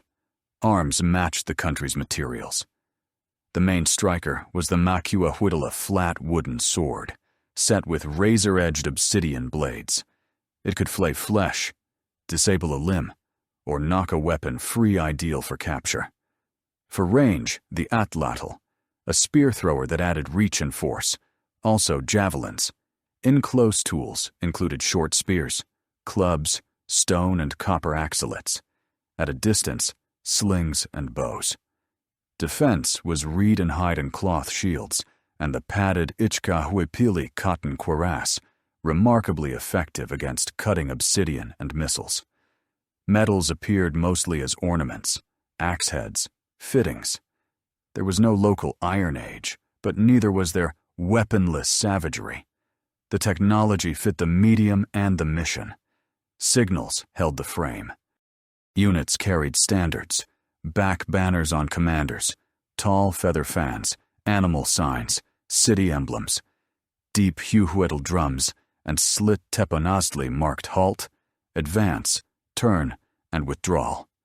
Heralds relayed Tlatoani's orders to captains. Drums and flags mattered more than shouted words. Roar swallows speech, but beat and color cut through. Color-coding shield and garment patterns reduced chaos. The psychological edge was half the victory. A sudden straightened line, back banners of the eagles fanning into view, a ring of shields pressure as real as any blade. Logistics began at home. Columns moved along causeways and lake roads, scores and hundreds of canoes put out. Rations were dried, foods, tortillas, chiles, salt plus spare points, cordage, obsidian blades, camp gear, water vessels. Allies along the route replenished the train by schedule. Sometimes field kitchens, added fish, gathered plants, small game. Scouts went before, often Pochtaka, fluent in roots, tongues, and neighboring tempers. They bargained with settlements for boats, demanded guides, warned of the army's approach, offered a paper surrender. Where the answer was friendly, the column passed quietly. Where not, it cut dikes and canals to foul enemy logistics. Politics and war were fused. Before a major campaign, the capital staged embassy days. Dependent elites were pulled to the center to renew oaths, receive gifts, and witness central power. Sacrifices asked for luck, not only from Huitzilopochtli, but from Tlaloc. since many campaigns ran by water. Then came orders. Which provinces supplied canoes, carpenters, porters, fish, and salt? Where to set Tenochtitlan-like mustering grounds, plazas, where to build depots? A campaign became a coordination of dozens of communities, empire in miniature on the march. First contact rarely decided all. A favorite approach was attrition in fields around a city, winning the communications. Ambush canoe trains with food, burn or seize depots, break the market that fed the garrison. A direct storm was saved for the end, when the opponent's rations and spirit flagged, and the ring could close, canals could be blocked, and shields and spears could drive up stair and narrow pass. In sierras and forests, the play changed. Ambushes, feigned flights, and the harsh option of scorching plots. Not theater, but a way to strip a foe of footing. Flower wars, Xochitlhoyotl, held a special place, set battles with neighbors, first among them Tlaxcala, where the stake was captives rather than territory. Whether all were agreed upon and how ritualized they were is debated. In practice, they served several functions: training troops, for real, refilling the ritual portfolio of captives, sharpening elite competition, who brings in the noblest captives and earns the right to new attire and a seat, and venting aggression between centers that could not afford total war. Victory meant hundreds for the temples and the same symbolic capital as feasting with cloth and cacao.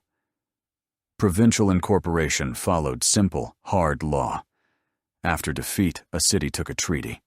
Registers of tribute, duty lists, road work, festival participation, obligations to send warriors and specialists, and hostages from the elite. The empire planted not so much garrisons as points of leverage, storehouses, observers, judges who nested local law inside the imperial court ladder. Compliant nobility was left in place, advantageous to them. Ranks remained, now as intermediaries. The refractory faced tight conditions and, under renewed revolt, exemplary measures. Raising symbols of power, moving ritual centers, relocating part of the populace. Fear was an instrument, not the only one. Demonstrations, processions with standards, trophy displays, public roll calls of captives and tributaries, executions of traitors' fixed memory. Generosity worked as well. Post-campaign distributions of food and cloth, festivals seating provincial elites in front ranks, intermarriage kinship between the capital's houses and local rulers. The carrot made loyalty pay. The stick made defection dangerous. Geography set control limits. The Mexica Empire was not a solid painted map, but a mesh of nodes on roads and waterways. Between nodes lived communities that acknowledged the center, insofar as it was present and dense through market, court, and feast. If threads snapped, famine, epidemic, a successful enemy, nodes could fade. Hence, some regions like mountainous Tlaxcala escaped full incorporation. Local networks were strong. The terrain favored ambush. Permanent occupation was too costly. Instead of eating them, the empire lived in rivalry, often through the same flower wars. Inside the Valley of Mexico, war rode water. Canoe flotillas fought in lines, tried to ram and upset enemy craft, choked passages with brush and stakes, set water obstructions. Blows to dikes were a favorite. Raise canal levels, salt, fresh basins, drop bridges, starve a garrison. The harsh lesson: whoever holds the hydro system holds the war. In peace, those skills mended. In war, they blockaded. The Mexica rarely allowed rule loosening. It was too expensive in legitimacy. War could not degrade into looting. Otherwise, the market froze, allies fled, judges lost authority, and temples lost their red carpet of cloth. Army rules were strict. Those who robbed out of turn, falsified their share, or touched tribute cloth faced penalties as hard as the enemies. Initiative survived, but the machine was protected. There were special operations, kidnapping a key person, fomenting trouble in a rival city, bribing a faction, night quiet strikes at depots, surprise assaults on feast days. The farther from the capital, the more likely success came not by frontal fight, but by untying a knot of covenants or tying it to oneself. The Pochteca were again decisive, secular spies. They knew who had been shorted cloth, who quarreled over a shady stall, who smarted from a court snub. Such little things often outweighed 100 darts. Victory was counted in common. Warriors were rewarded, feathers, cloth, a house lot and plot. A Calpulli earned praise and a share. Provinces received marks of attention, local feasts, gifts to their gods.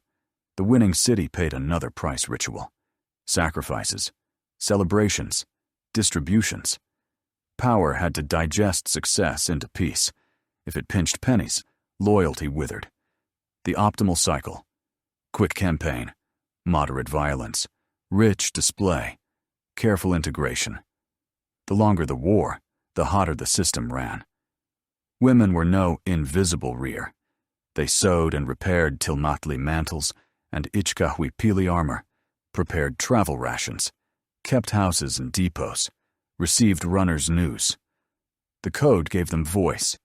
They greeted victors in song, took part in festivals, could act as go-betweens in local disputes between communities.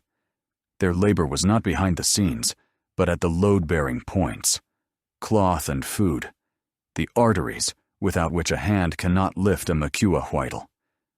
Comparing Mexica war with Europe's clarifies technological mismatch, not backwardness. An iron edge bites differently from obsidian.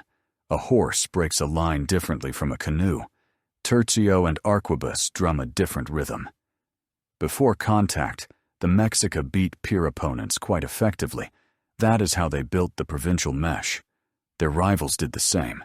Built dikes, trained eagles and jaguars, fought flower wars, mastered signals and spectacle. Among equals, outcomes turned on organization quality, not a wonder weapon. Expansion limits were set by the economics of time. Each campaign pulled hands from chinampas, delayed dike repairs, and shifted markets. In good years, the empire could afford 2 or 3 large movements. In lean years, 1 and flower skirmishes. Abuse by local tribute agents multiplied enemies faster than fear could replace them. Weather and sickness ate the safety margin. Wise Huitzilopochtli watched not just the map, but the calendar. Do not overheat the system. Do not wreck festivals. Do not leave the city understaffed in canal season. Propaganda spoke in stone and song. The capital carved victory reliefs. Markets sang of captains and of mercy for the surrendered. Scribes entered names so both Tenochtitlan and Kalmakak students knew what earned a feather and a cloak. Provinces received small victory stages, stelae, steps, embassy halls. Not empty glitter visibility of order, which people pay for, with labor and dues. Stability needed rituals of reconciliation. After hard campaigns, peace embassies went out. Hostages were returned when a city proved reliable. Marriage exchanges were arranged. The court hosted provincial guests with food and gifts. Festivals seated them where they could see power and partake of its feast. That reduced the sense of the center as other and enabled governance at a distance. Finally, errors. Overconfidence was worst. Leaning on fear alone sent provinces running to the first convenient enemy. Overdoing flower wars drained the army and spoiled the cadre policy. Elites hunted captives rather than learned to defend dikes. Ignoring local elites created deserts, facade submission without people. Misreading others' rights and diplomacy brought bad meetings. where gifts read as threats and protocol as insult. The story of the fall will show how these flaws combined with foreign tech and epidemic. In the 15th century, the war and expansion machine worked. Store yards swelled, eagle and jaguar ranks filled, drums beat steady, dikes held water, canoes held line. The empire was not monolith, but multi-strand. Warrior orders, merchant scouts, judges and scribes, provincial elites, ward elders, all pulling in one direction because they knew how booty and honor were divided. This braid was strong until an outside blow struck precisely at joints where strands were few. Disease, broken alliances, hydro system rupture. As we turn to contact and catastrophe in 1519 to 1521, keep this picture in view. The Mexica were not savages with stone knives, nor invincible war gods. They built a ritual economic style of warfare suited to their nature and their city. Its strengths were discipline, logistics, and theater. Its weaknesses, dependence on ritual captives, water and markets, and provincial loyalty. Under foreign technique and unfamiliar disease, those weaknesses opened. Until then, war fed power. Power fed the city fed war, and the wheel spun fast and long. 7. Contact and catastrophe, 1519 to 1521. When ships appeared off the Gulf Coast in 1519, it was not a meteor out of nowhere. Coasts had already seen foreign sails. Spaniards from Cuba and Hispaniola touched shore, traded, seized captives, left crosses and iron trinkets. Rumors ran inland bearded men in gleaming skins, large, swift animals to ride, tubes that spit thunder and smoke. News moved with the Pochteca, through coastal towns, through feuding neighbors. The Mexica heard and responded in their own register. They sent watchers, sent gifts, prepared for diplomacy, and did not rush to war. Two systems were meeting, each with its own timetable, language, and fears. Hernán Cortés landed near the Grijalva River at Tabasco. First clashes at Potonchan brought him trophies more valuable than gold, people and language. Among the captive women was the one we know as Malintzin, Doña Marina Nahuatl, and Maya speaking, soon the chief interpreter. Through her passed the first phrases, clarifications, and hard words. Through her, the Spaniards learned how titles and gifts sounded in Nahuatl, and the Nahua heard oath, king, alliance, and sin. Nearby stood Geronimo de Aguilar, a Spaniard who had survived a wreck and learned Maya tongues. The chain Spanish Aguilar, Malintzin Nahuatl did the miracle-fast transfer of will. Contact began less with iron than with a vocabulary. The route edged along the coast to the Emporium of Chempoala, a Totonac city chafing under the Mexica.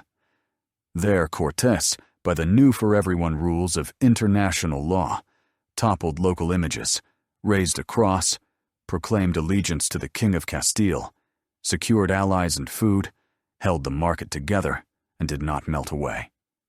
Then a sharp step. To foreclose retreat, he ordered the ships broken up. That gesture made the campaign irreversible and turned allies into the only source of reinforcements. In return, they got what they had lacked for years, a chance to play against the capital not only with their own spears, but with foreign technology. The road inland ran through the high pass to Tlaxcala, old rival of Tenochtitlan. Tlaxcala met the newcomers hard. A series of fights in fields and ravines showed that iron men and their horses were dangerous but vulnerable, that thunder tubes hit far but reloaded slowly, that dogs and cavalry terrified but could be shot and stoned. Weeks of blood, then a political pivot. The Tlaxcalan elite decided that alliance beat war. Their pact with Cortés became the campaign's backbone. Thousands of warriors, porters, boatmen, guides, provisions, and, no less important, declared enmity toward the Mexica capital, which turned many neighbors toward temporary friends. Next stage Cholula, famed for its Great Pyramid and prestige as a religious center. Here, diplomacy misfired. The Spanish version tells of an ambush planned, the Mexica-friendly version, of guests' panic inflated on purpose to terrorize. Middle versions, of crossed wires, where invitation read as lure to a trap, and palace protocol as seizure. The outcome is remembered as the Cholula Massacre, a blow against the city, hundreds killed, a demonstration that this foreign warfare ignored ritual rules. For many neighbors it was a sign. Speak to these newcomers, but keep your spears close, not from respect, but calculation. The entrance into the capital was theater from both sides. Cortés walked the causeways, through gates, under drums and standards, watched by thousands. Moctezuma II received him on a platform, in measured garments, with finely counted gestures of courtesy. Gifts, mantles, feathers, gold, ornaments, moved between them like notes across a negotiating table. Words of hospitality and guesthood met words of vassal oath and lord. Two languages groped for overlap and missed, where the Mexica meant reciprocity and honor to a guest. Spaniards heard submission. Where Spaniards spoke of the king's grace, the Mexica heard sharing wealth without loss of dignity.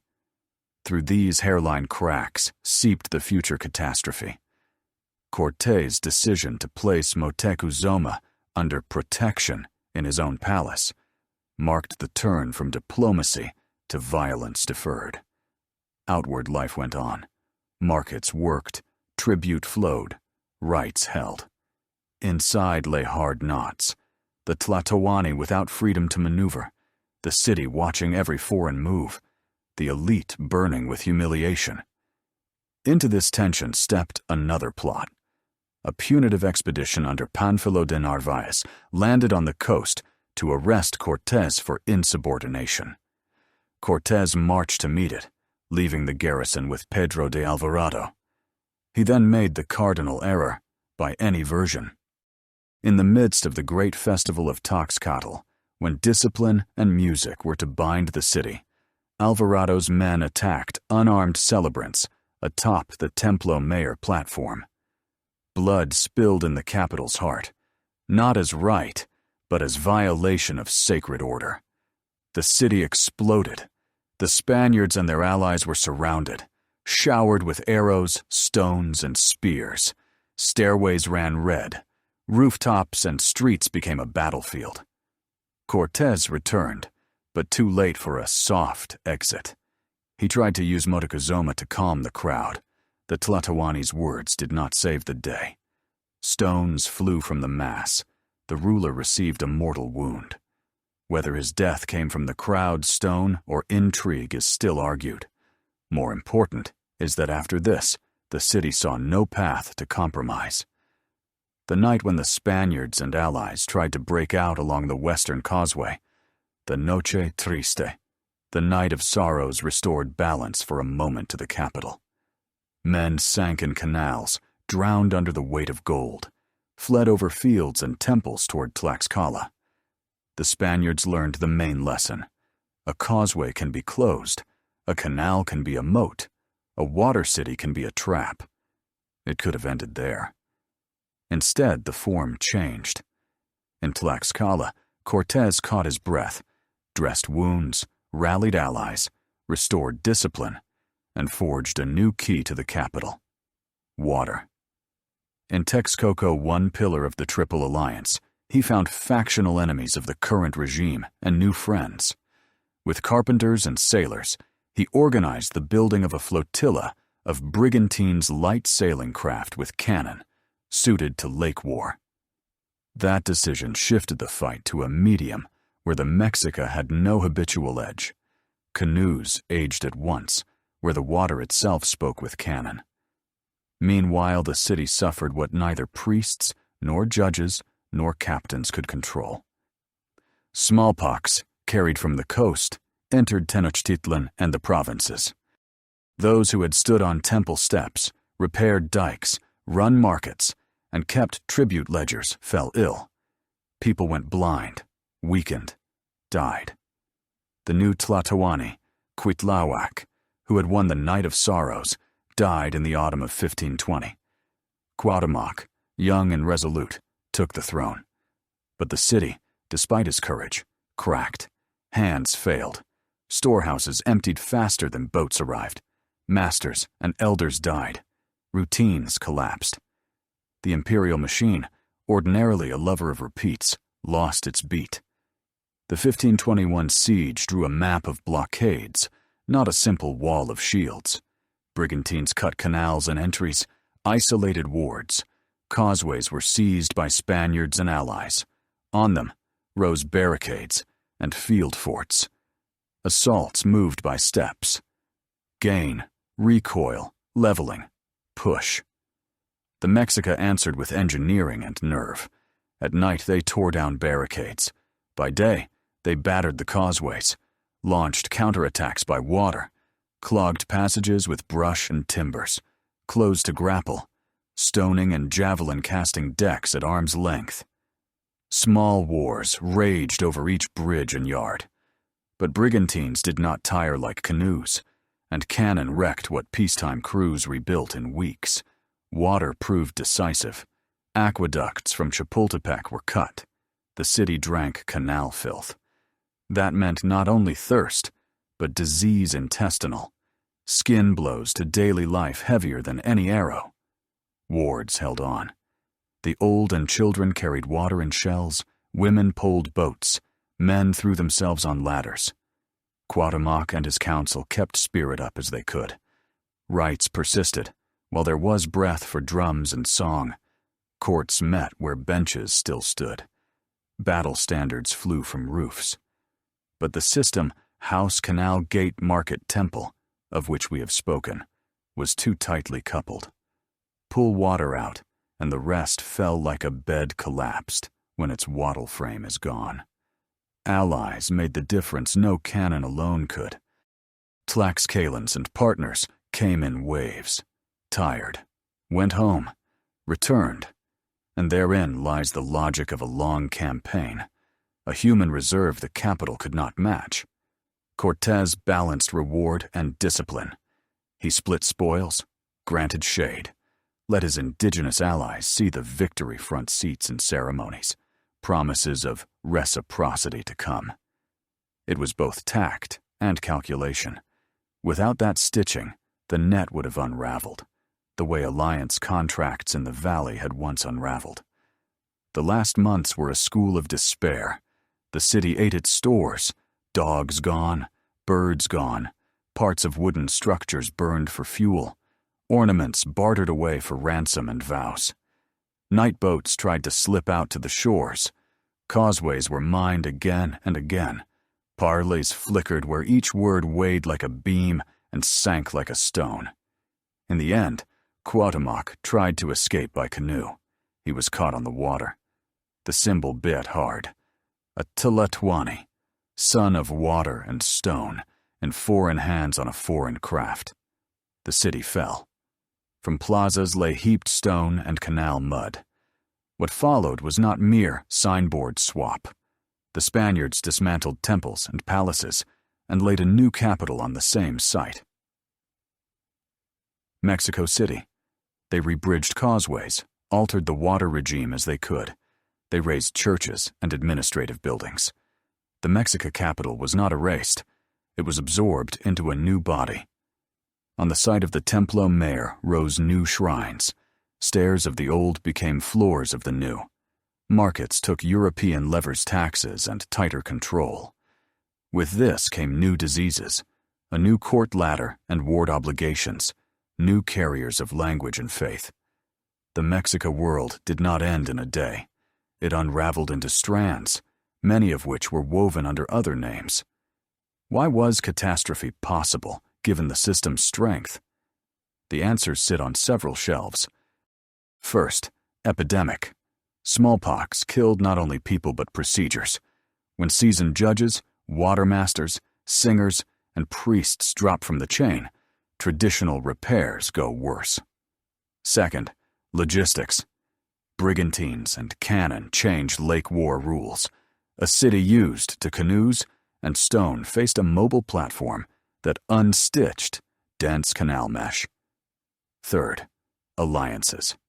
Without Tlaxcala and others, without Texcoco factionals and rivals in neighboring centers, without Pochteca intelligence turned against the capital, the foreign army would have dissolved on the causeways. Fourth, language and protocol. Mutual misreadings made a mixed mode impossible. The Tlaxcala violation burned the bridge. Fifth, system fatigue. For years, the economy of blood required victories and generosity. At the reserve failure, ritual became a luxury the city could less and less afford. It would be unfair to say the Mexica fell because they were barbarians, or the Spaniards won by iron alone. Both lines miss the main point. In 1519-1521, two skillfully organized machines clashed, and the winner was the one that recoded circumstances, fastest turned water into an ally, strangers into recruits, fear into discipline, a foreign language into contract. The Mexica machine was tuned for repeatable order, Cortés' machine for changing rules. This time, adaptability trumped. That does not erase the beauty and strength of the fallen world. It sharpens its lesson. Keep reserve bridges engineering, social, semantic, for when the usual rhythm fails. After the fall, much of what fed the capital proved too useful to vanish. Canals, even filled, continued to be sought by water. Markets, more necessary than any flag filled again. Chinampas, better than ideologies, kept feeding whoever stayed. The calendar, as handy as a notebook, survived under other names. Drum and song, needed for any community's pace, found a new center. The catastrophe's story is awful because much dies. It ends, as history always does, with hands still able to join earth and water and measure a new year. The last lines are not triumph or lament, but a simple scheme. When the world calls for repair, the best human craft is to build bridges and keep one's word. When a foreign tongue arrives, the best social craft is translation with measure. When disease descends, the answer is distribution and mutual aid. When a city falls, legacy is saved not in a tear, but in a hand remembering knots and seams. Tenochtitlan fell, but the knot tying water to work, song to measure, did not. It slipped into another order and kept people together. See this clearly, and history becomes less a court and more a toolbox, picked up in turn by different hands. Fate. Legacy from the 16th to the 21st century. As a political body, the Mexica Empire lived briefly, yet the world it carried, language, rhythms, things, habits, did not disappear. It reassembled. In some places it passed through harsh remelting. In others, it wove into new fabrics so deftly that seams are hard to see. To understand what Aztec legacy means today, follow 4 lines. How city and right were translated into the colonial era. How Nahuatl and the book memory survived disaster. How archaeology and museums gave stone a voice beneath modern asphalt. And how Mexica symbols entered a dialogue with a young Mexican nation, artistic schools, and everyday culture. First, colonial adaptation. Spanish rule brought new institutions, parishes, monasteries with their estates, municipal cabildos, high courts, new taxes. But down below, where Calpulli once breathed, the habit of a community of place persisted. Many villages in the Valley of Mexico and beyond inherited communal landholding, now renamed and documented in a different tongue. Elders became municipal councilors or Indian governors, keepers of water and land, rural officers under a new seal. Courtroom routines, bridges between Spanish writing and the old body of things understood. Water still demanded dikes and sluices. Fields still feared drought and foul canals. Markets still required measures and inspectors. The lexicon changed. The tasks remained. Ritual was trickier. The new faith persuaded, argued, banned. Temples were torn down and churches razed. But memory is not a clean slate. Dates stuck together.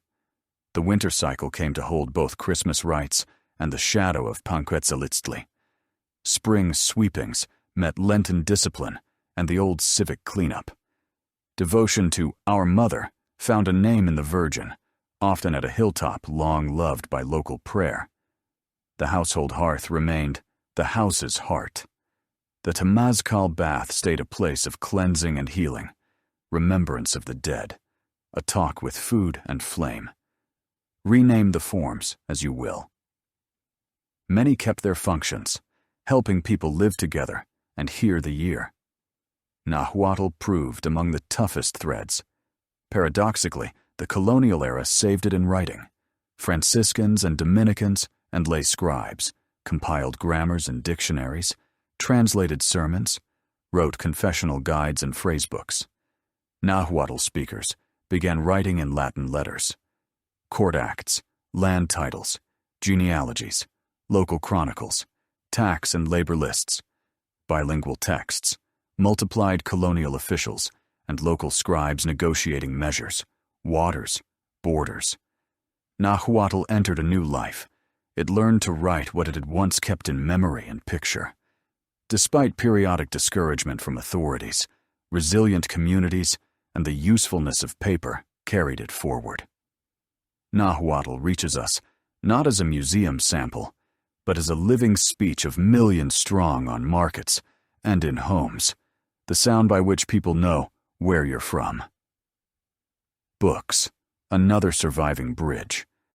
Books here means not only European tomes, but codices bark and hide volumes in which image and caption travel together.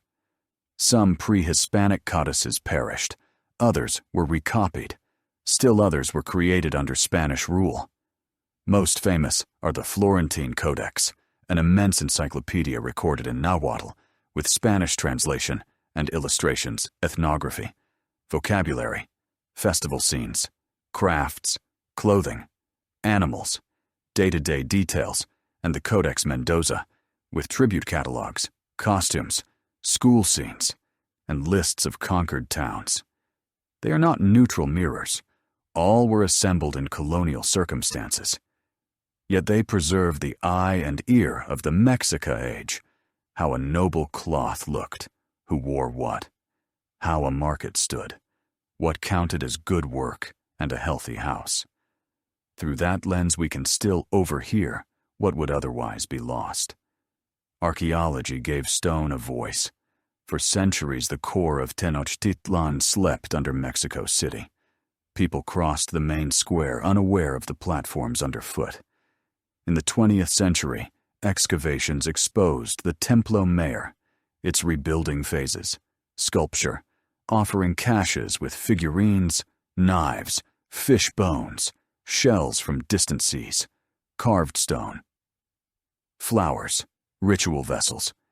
Digs showed the ritual backstage and the housekeeping of stone, how platforms were thickened, orientations adjusted, stairs repaired, offerings deposited and renewed. Unearthed statues, like the monumental Coatlicue, convey the force of Mexica plastic arts. Facial gravity, the cadence of folds, the dark and lucid halves of the Earth Mother.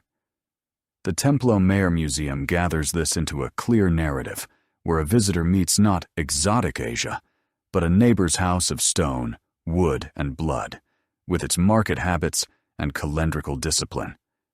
It wasn't only the center. Along the former lake shores and in nearby regions, archaeologists traced chinampa grids, dikes, sluice gates, workshops, markets, roads, and courtyards.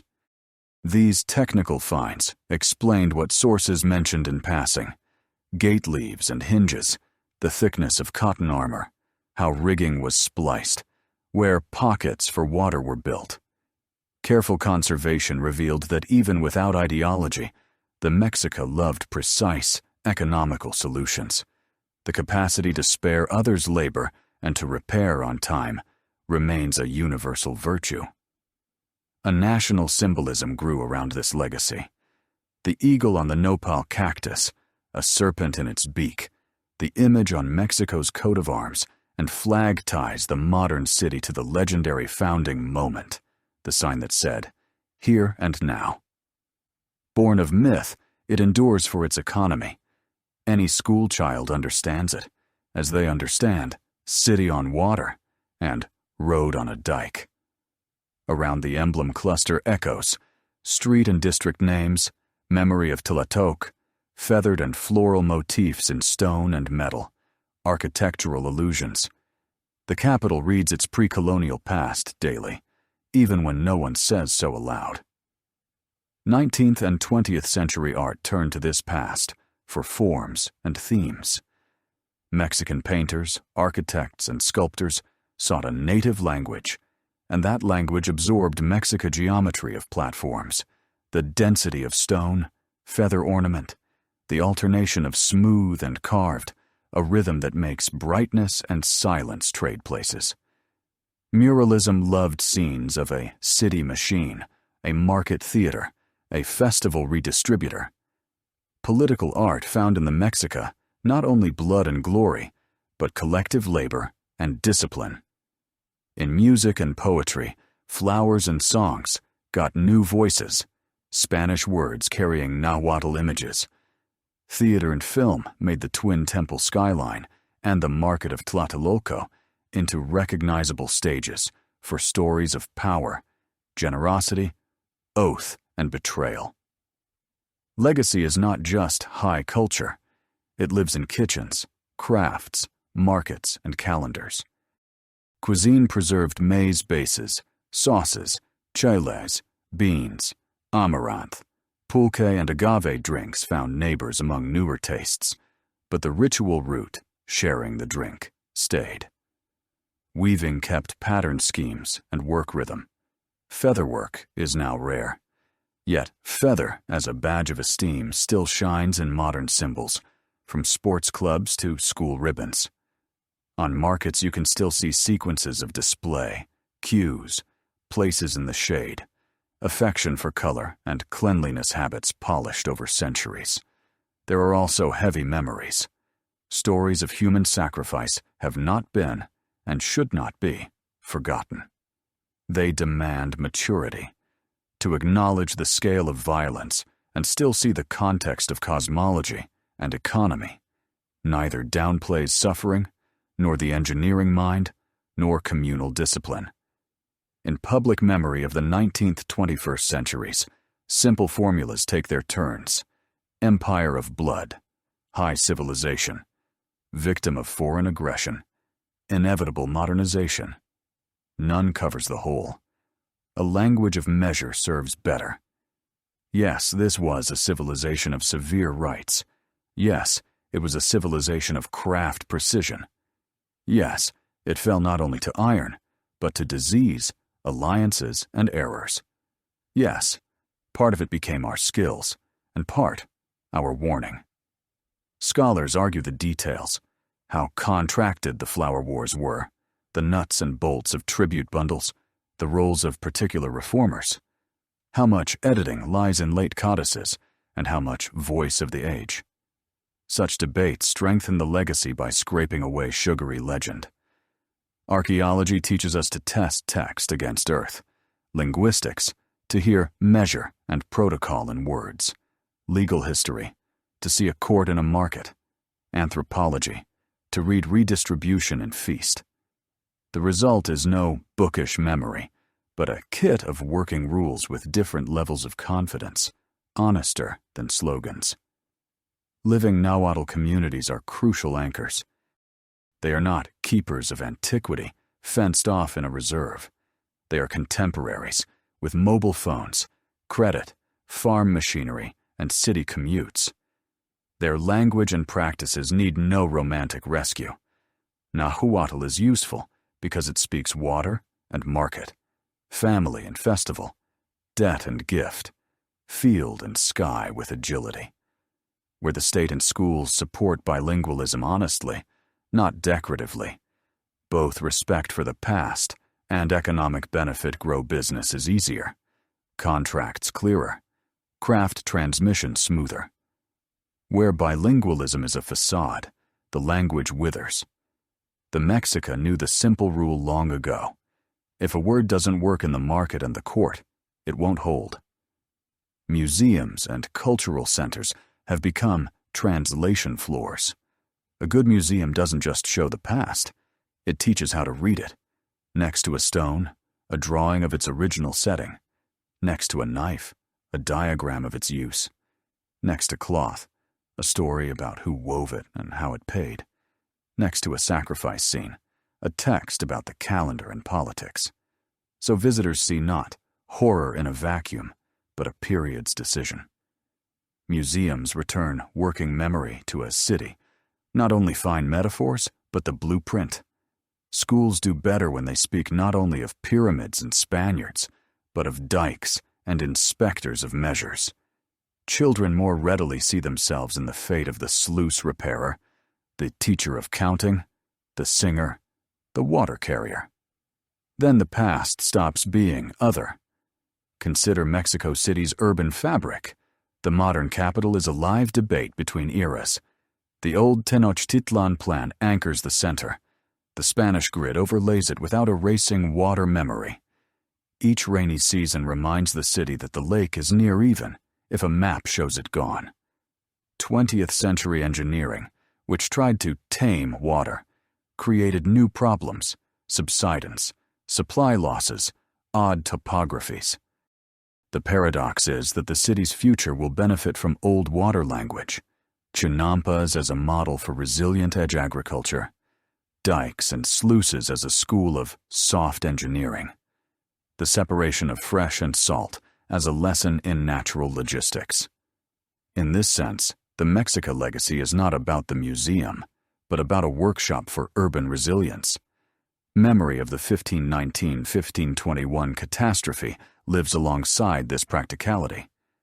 At Tlatelolco, a church and square name the dead, people remember not only the fall, but hunger, disease, broken aqueducts, and the courage of those who held dikes and canals.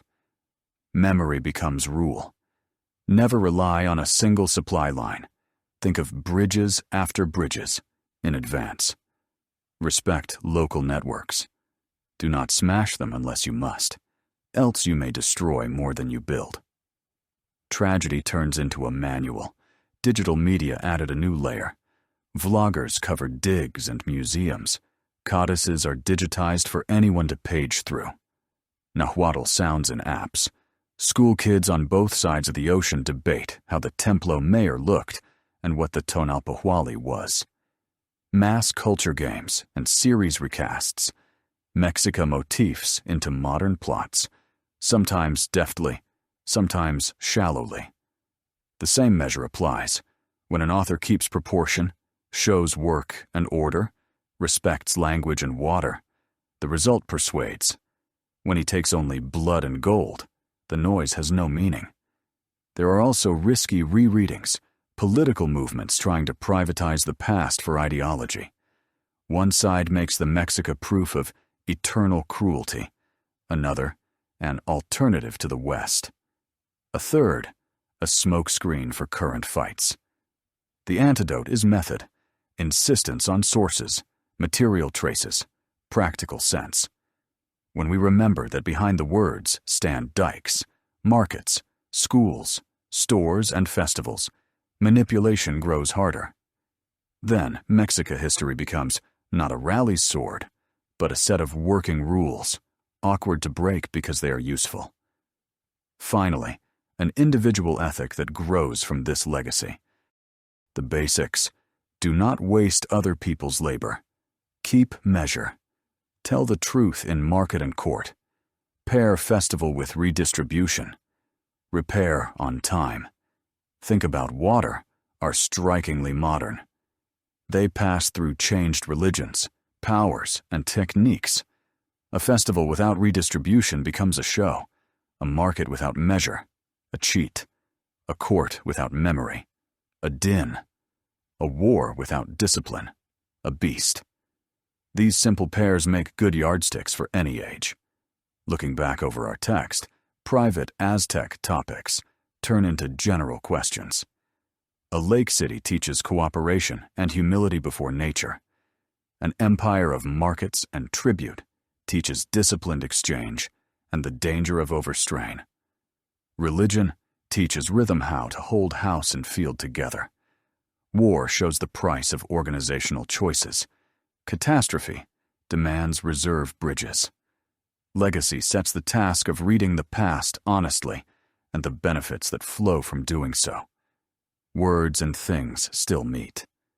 In Mexico City and far beyond, stones and cloth come alive when Nahuatl and Spanish sound side by side, when a guide traces the line of an old dike on a map of a modern district, when a cook explains why a sauce is made this way and not another, when a math teacher proves a calendar through Tonalpohualli and Sioux-Pohualli, when a water engineer admits aloud that the old city still has lessons to teach. Legacy then ceases to be a lecture topic and becomes part of urban work and a family conversation. The final line is not a verdict, but a habit. Look at the past with the eyes of a person mending a sluice. Listen with the ears of a woman keeping the ledger of cloth and grain.